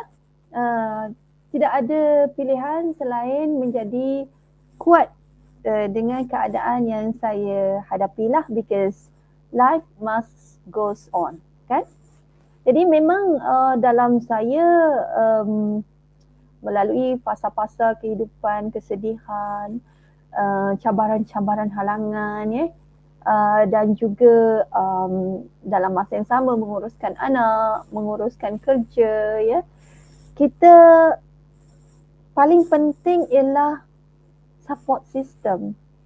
Support system yang baik boleh membantu kita untuk mengekalkan emosi yang positif ya, dan juga membantu tak kala kita berkeperluan. Di sinilah pentingnya kita juga melihat prioriti. Inilah buka ni. Kita tahu mana prioriti, kita strategize, kita atur, kita rancang. Sebab when we fail to plan, we actually plan to fail. Kan? Ada kan quotes macam tu kan? But la haula wala quwata illa billahi aliyyil azim. Ya, tuan-tuan dan puan-puan. Tidak ada daya kekuatan saya melainkan dengan izin Allah Ta'ala juga. Saya hanyalah hamba. Saya mampu berdoa dan meminta kepada Allah untuk memberikan saya kekuatan, memberikan saya ilham ya, untuk menguruskan kehidupan berseorangan dengan keterbatasan. Alhamdulillah, pada saya begini, saya ada ramai rakan-rakan yang positif, circle yang positif, dan saya juga ada ramai yang sudi membantu. Contohnya, transport untuk anak saya, ada Grab yang bantu untuk hantar sekiranya saya memerlukan. Dan ada juga tempat-tempat yang boleh saya hantar Naufal untuk bersekolah sekiranya saya perlu bekerja dan bermesyuarat. Dan anak saya pun alhamdulillah dah besar sedikit ya, dan boleh menjaga adiknya yang autistik ya. Tetapi tuan-tuan dan puan-puan, semua ini tidak akan mampu saya lakukan sekiranya tanpa izin Allah Ta'ala. Kan? Di pejabat saya sebagai ketua kluster saya, dan terpaksa, bukan terpaksa lah, diamanahkan sebab itu punca rezeki kan. Diamanahkan untuk mengurus penerbitan, program-program ya, yang di peringkat kementerian, di peringkat agensi dan sebagainya kan, dan mengurus kerenah-kerenah organisasi itu sendiri. Tentunya dia bukan sesuatu yang mudah. Kita melalui pelbagai karakteristik ya, kita melalui pelbagai birokrasi. It's not easy. Tapi tuan-tuan dan puan-puan, percayalah, setiap perkara yang kita lakukan, minta dengan Allah. Sekecil-kecil perkara, apatah lagi perkara-perkara yang besar. Sujudlah meminta kepada Dia. Tidak ada lain jalan yang boleh saya titipkan selain daripada meminta kepada Allah. Kerana setiap jalan buntu, contohnya, apabila saya menangis meminta kepada Allah, ya, apabila saya terlalu penat menguruskan anak-anak saya, ulang-alik, pagi kena hantar sekolah, tempat yang berasingan, kemudian pergi bekerja di Putrajaya, kemudian tengah hari balik lagi bekerja, ambil anak balik sekolah. kemudian hantar ke rumah uruskan mereka. Lepas tu balik semula ke Putrajaya. Kemudian pergi mesyuarat, kejar solat, kejar itu, kejar ini ya, tuan-tuan dan puan-puan. Sehingga ada satu masa ketika saya hampir terbabas melanggar tebing di jalan raya, terlalu penat. Saya balik ke rumah, saya menangis. Saya menangis pada masa saya solat. Saya meminta kepada Allah, ya Allah, saya sangat penat, saya sangat letih. Kalau tidak kasihankan saya, kasihanilah anak-anak saya. Apa akan jadi kepada mereka? Kerana apabila saya hantar Naufal ke tempat pengasuh, balik rumah muntah-muntah, kelaparan, ibu manalah yang sanggup melihat anaknya begitu kan, mentang-mentang dia tidak boleh berbicara, tak boleh mengadu dan sebagainya. Maka itulah saya kuatkan juga berpenat-penat menguruskan mereka biar di bawah jagaan saya sendiri supaya saya tidak bimbang keadaan mereka. Allah bagikan saya jalan keluar. Saya pada masa yang terlalu penat dan terlalu buntu itu, Allah beri saya rezeki untuk menyambung pelajaran. Tuan-tuan dan puan-puan, sesungguhnya Allah Maha melihat kita, kesukaran kita, kebuntuan kita.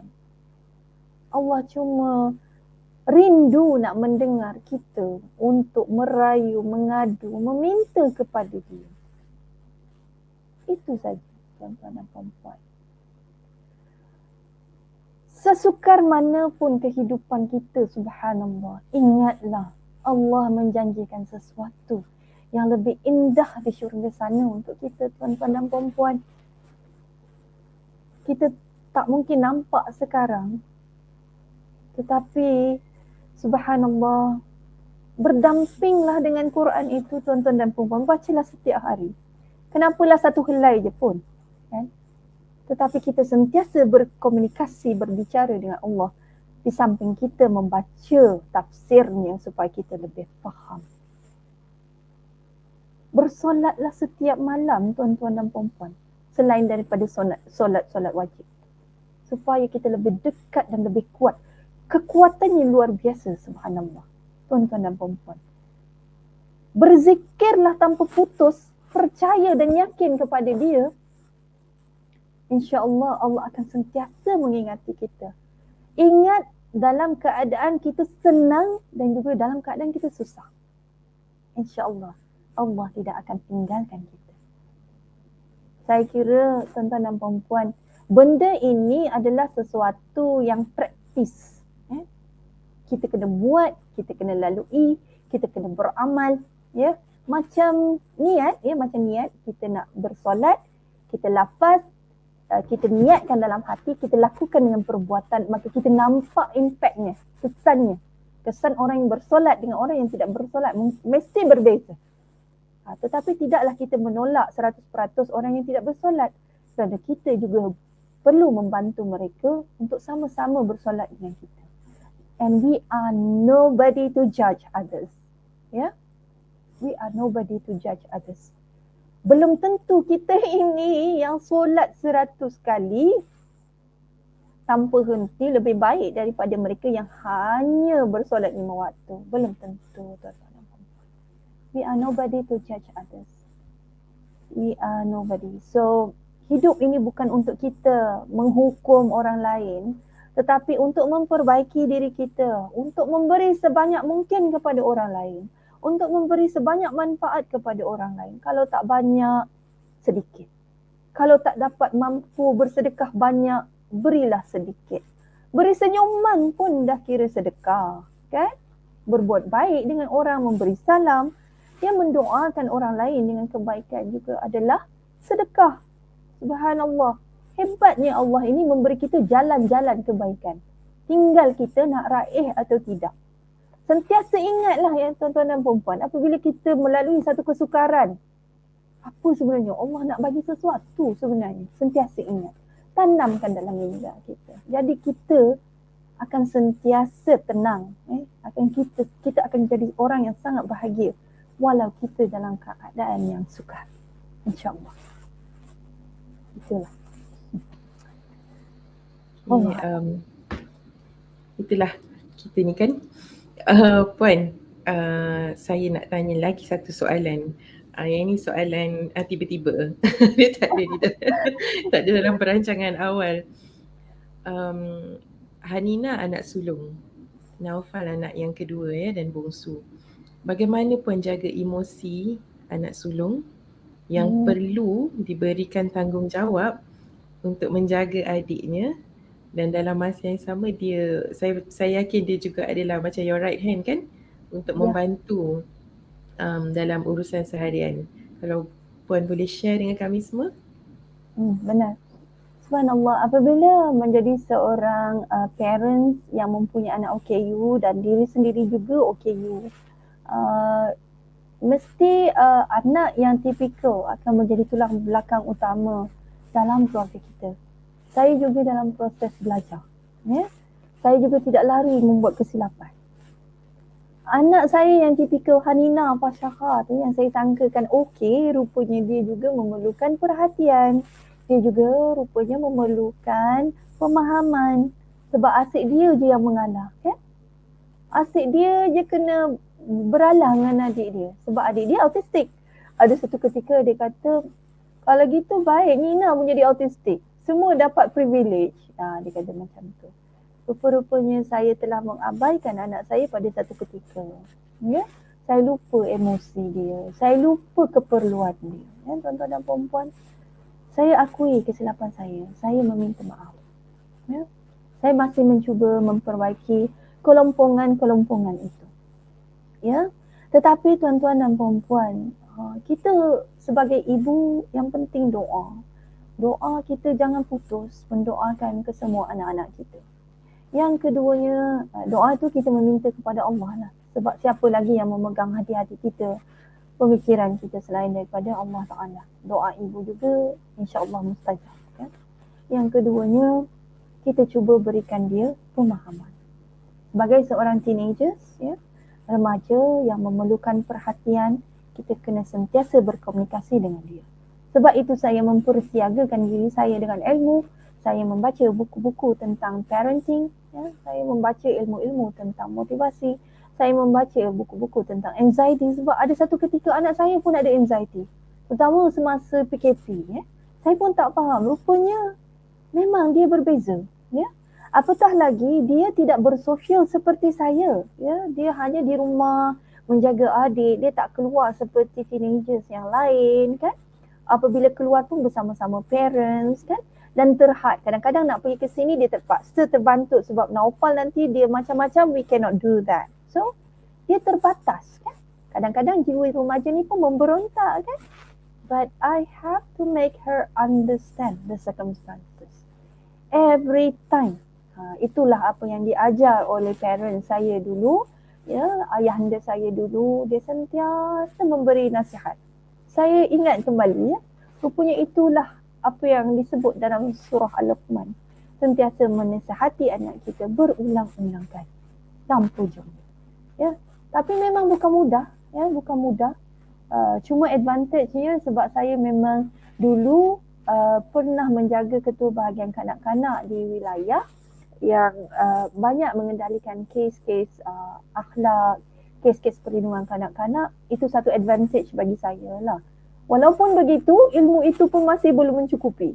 Dalam dunia yang sekarang, banyak lagi perkara-perkara yang anak-anak kita lebih advance daripada kita. Jadi kita kena at par sekurang-kurangnya.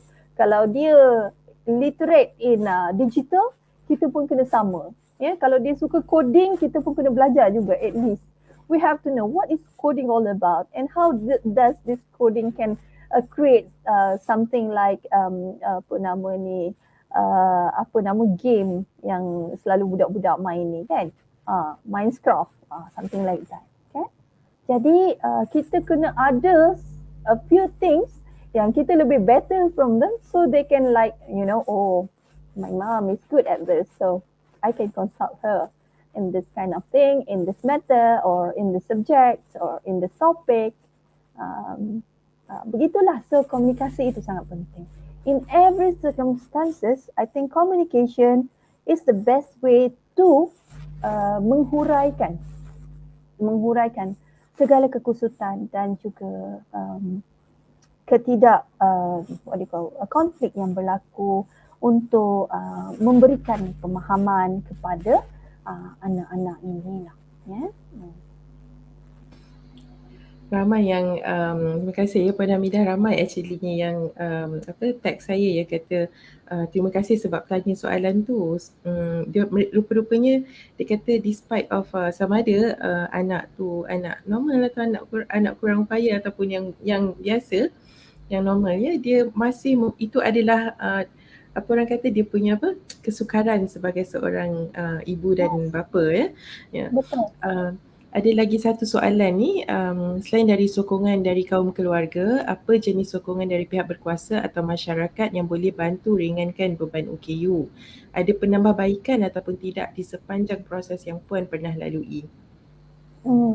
Baik, sebenarnya ya tuan-tuan dan puan-puan, dalam situasi Malaysia setakat ini ya, kita ada banyak program, inisiatif kepada golongan OKU. Ya, tidak dinafikan. Walau bagaimanapun, ada situasi-situasi seperti ini. Contohnya, ya, saya ibu tunggal yang bekerja, anak autistik dan seorang anak tipikal yang perlu bekerja, ya. Sistem program yang sedia ada masih tidak dapat menampung keperluan yang sepatutnya. Ya, kalau saya hire pembantu rumah, saya dah ditipu berulang-ulang kali oleh ejen kerana saya OKU, kerana yalah takdirnya begitu. Memang ujian saya begitulah kan. Saya kena acknowledge the hakikat lah. Dan pembantu rumah bukan satu solution untuk saya. Makanya ya, saya ada sedikit cabaran dalam aspek itu. But perhaps ya, Allah memang nak jadikan saya begitu supaya saya sentiasa berpegang tali kepada Allah. Andainya saya senang, mungkin saya lupa, kan? Andainya saya mudah, saya lupa. Namun sistem sokongan yang ada seperti ya, persekolahan pendidikan khas ya, boleh membantu Naufal sekurang-kurangnya. Ada pilihan tempat dia pergi walaupun masih tidak dapat membantu sepenuhnya kebolehupayaan dia untuk literate ataupun untuk assimilate in the school system. Literate dia boleh baca, dia boleh kira, it's just that to understand better, to construct sentences, dia masih ada challenge on that. Dalam masa yang sama, kita juga, saya because you're asking about me, right? So saya apabila saya nak pergi membeli belah sebab this area is already, I've been staying here for almost like many 20 years lah kan, more than 10 years. So bila saya nak pergi ke shopping ataupun beli groceries contohnya, they knew that they already knew me, so they will assist me, bawa troli, pergi beli barang, choose whatever the things that I wanted to buy, contohnya begitu. Jadi komuniti sekitar ini, alhamdulillah, they understand and they knew. Kita dah establish the rapport with the neighborhood, the community setempat. Jadi benda-benda ini mengurangkan stres, mengurangkan kesukaran, and it is our journey. Ya. Jadi what I'm trying to say here, tuan-tuan dan puan-puan, bila kita cuba assimilate dengan community setempat, ya, kita keluar, kita bercampur dalam program-program mereka. Mereka aware that we exist.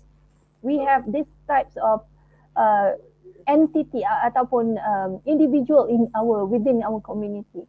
So we should provide, kitalah kena cakap. If we go to musallah surau contohnya, kena adalah ramp yang sesuai. Janganlah letak kasut slipper di jalanan. Jadi mereka susah nak kayuh wheelchair nak naik ke surau, tingkat surau, dan sukar nak pergi ambil wuduk contohnya. Kalau kita tidak keluar, dan kita tidak bawa OKU ini keluar, orang takkan tahu kita ada anak autistik, kita ada OKU fizikal, kita ada OKU yang buta, yang pekak dan sebagainya. Ya, jadi kita juga memainkan peranan untuk memberi kesedaran dan advokasi kepada masyarakat sekeliling. Kalau bukan kita, maka siapa lagi? Kita tak boleh expect. Understand me. Macam mana orang nak faham? People cannot read our mind. People cannot read our difficulties because they are not in our shoe. So we ourselves have to illustrate, have to explain, have to detail out what kind of obstacle yang kita hadapi sekiranya kita nak pergi ke surau, sekiranya kita nak pergi kenduri kendara, sekiranya kita nak pergi bersukan rakyat, sekiranya kita nak pergi join rekreasi, mesyuarat ataupun sebagainya lah aktiviti-aktiviti di sekeliling kita. Begitulah juga di dalam platform yang lebih besar, di peringkat negeri, di peringkat negara dan sebagainya. So, we have to initiate the first time.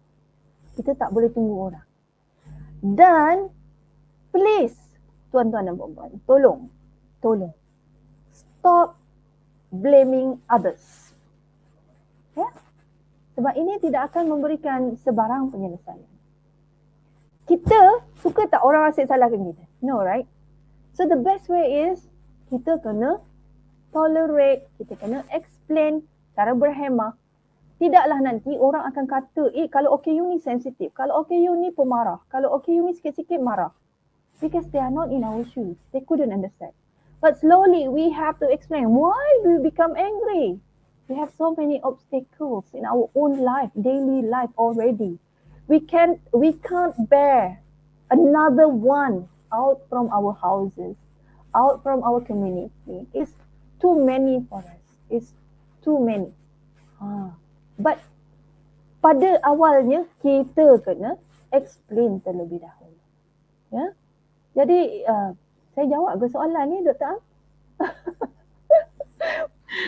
Menjawab soalan, betul lah. Apa tu betul, sebab kadang-kadang tu macam bila nak masuk surau kan, memang slipper penuh dekat depan, nak masuk pintu, park pula dekat tempat parking untuk tempat parkir untuk orang-orang upaya kan. Dia bukannya macam semudah yang kita sangkakan lah. Begitu. And then Dr. Amli, saya nak sebut juga, stop comparing with others. Ya, itu satu sikap. Oh, saya nampak Hamidah tu boleh buat, kenapa you tak boleh buat? Kita tak boleh pukul rata. Setiap manusia adalah unik, kata saya tadi kan. Seperti mana saya terangkan tadi. Setiap individu tidak akan sama.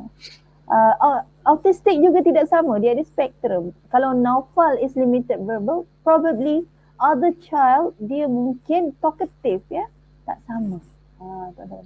Bukan sebab kita ni terlalu banyak dosa di zaman lampau menyebabkan Allah jatuhkan bala kepada kita. Wa na'udzubillah min zalik.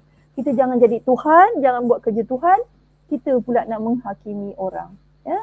And also kata tadi nak tanya tentang penambahbaikan, right? Penambahbaikan ini banyak benda kita boleh buat.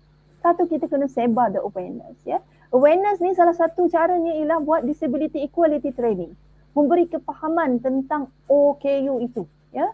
Kalau orang faham apa konsep OKU itu, halangan-halangan yang menyebabkan mereka menjadi tidak upaya, kita akan berusaha untuk memecahkan halangan untuk memberikan mereka inklusif di dalam masyarakat. Dan kita ni lah jadi ejennya.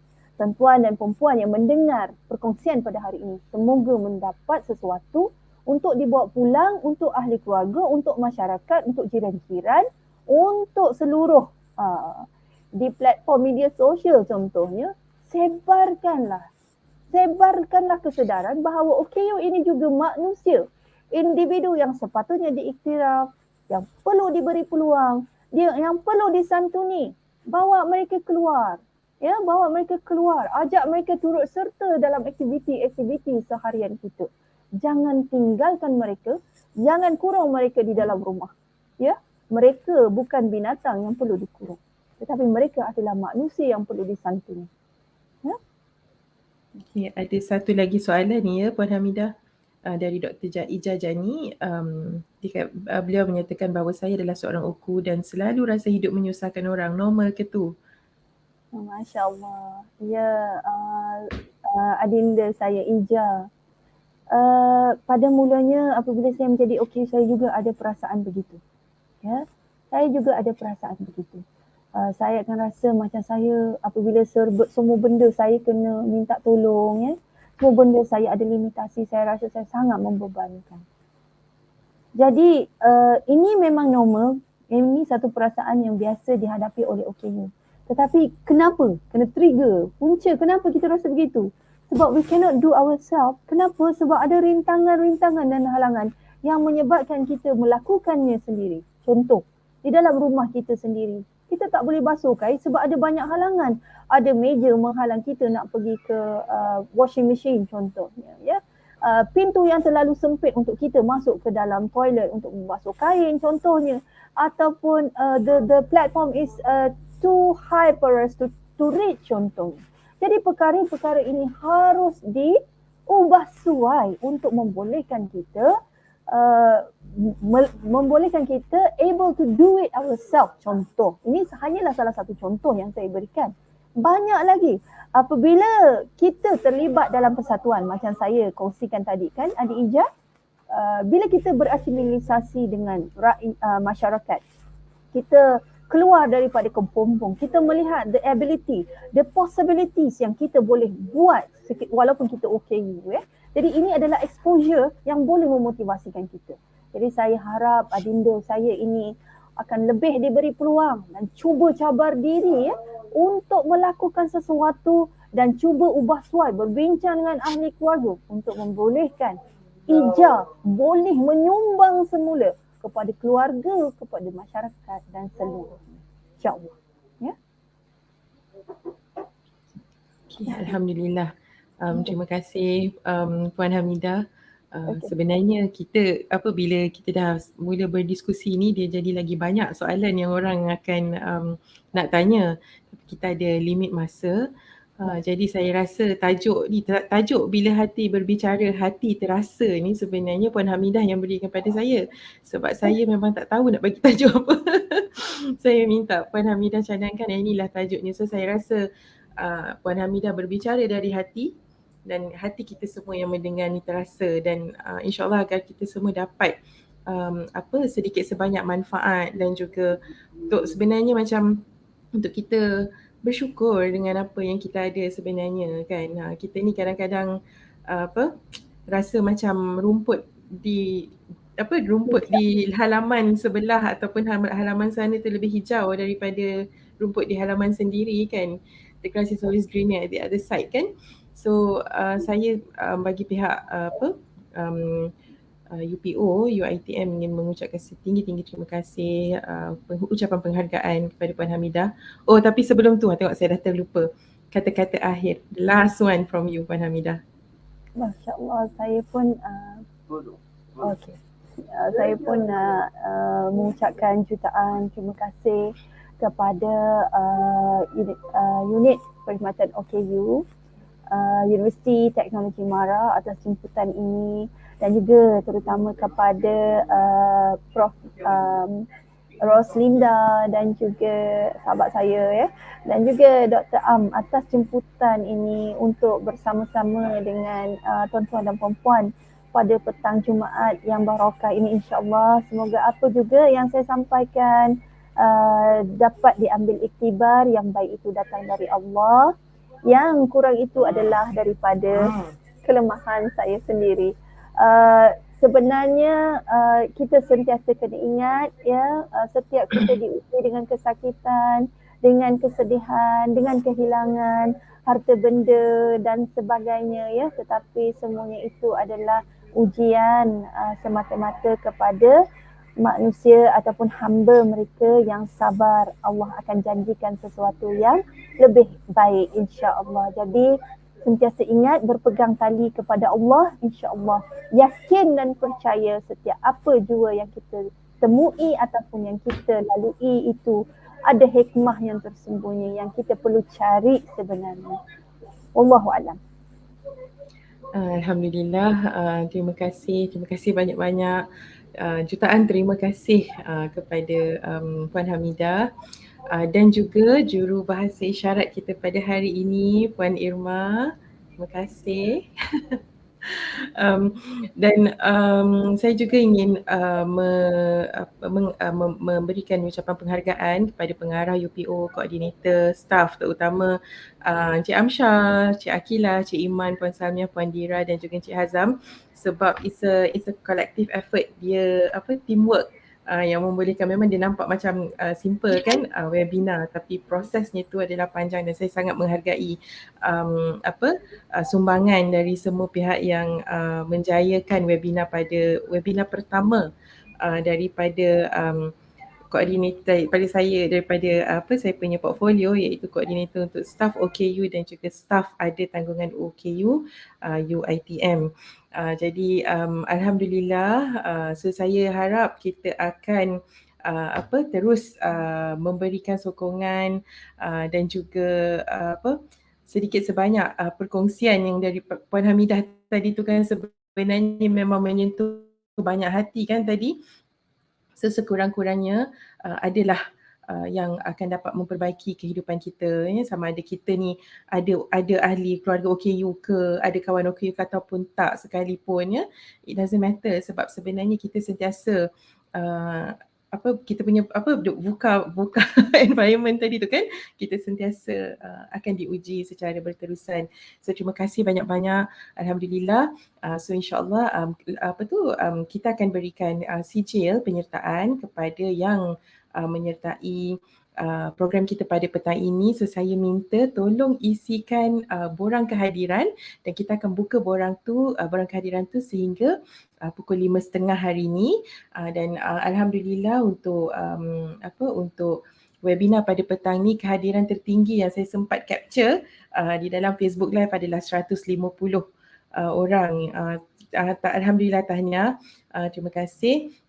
Dan untuk ya, dan insyaAllah kita akan ada siri-siri yang akan datang yang insyaAllah akan memberikan lebih manfaat dan akan memberikan banyak lagi input untuk sama ada untuk golongan, untuk warga OKU UiTM, warga OKU di luar sana dan juga untuk kita semua insyaAllah. So terus berikan sokongan kepada program-program webinar unit perkhidmatan OKU UiTM. Dan juga saya lupa nak perkenalkan Puan Irma, sebenarnya adalah jurubahasa isyarat daripada Malaysian Federation of the Deaf. So kita memang sentiasa bekerjasama dengan MFP, ya. Ya. So itu saja saya rasa. Sekian, wabillahi taufiq wal hidayah. Wassalamualaikum warahmatullahi taala wabarakatuh. Sehingga kita ketemu lagi. Terima kasih. Assalamualaikum. Bye.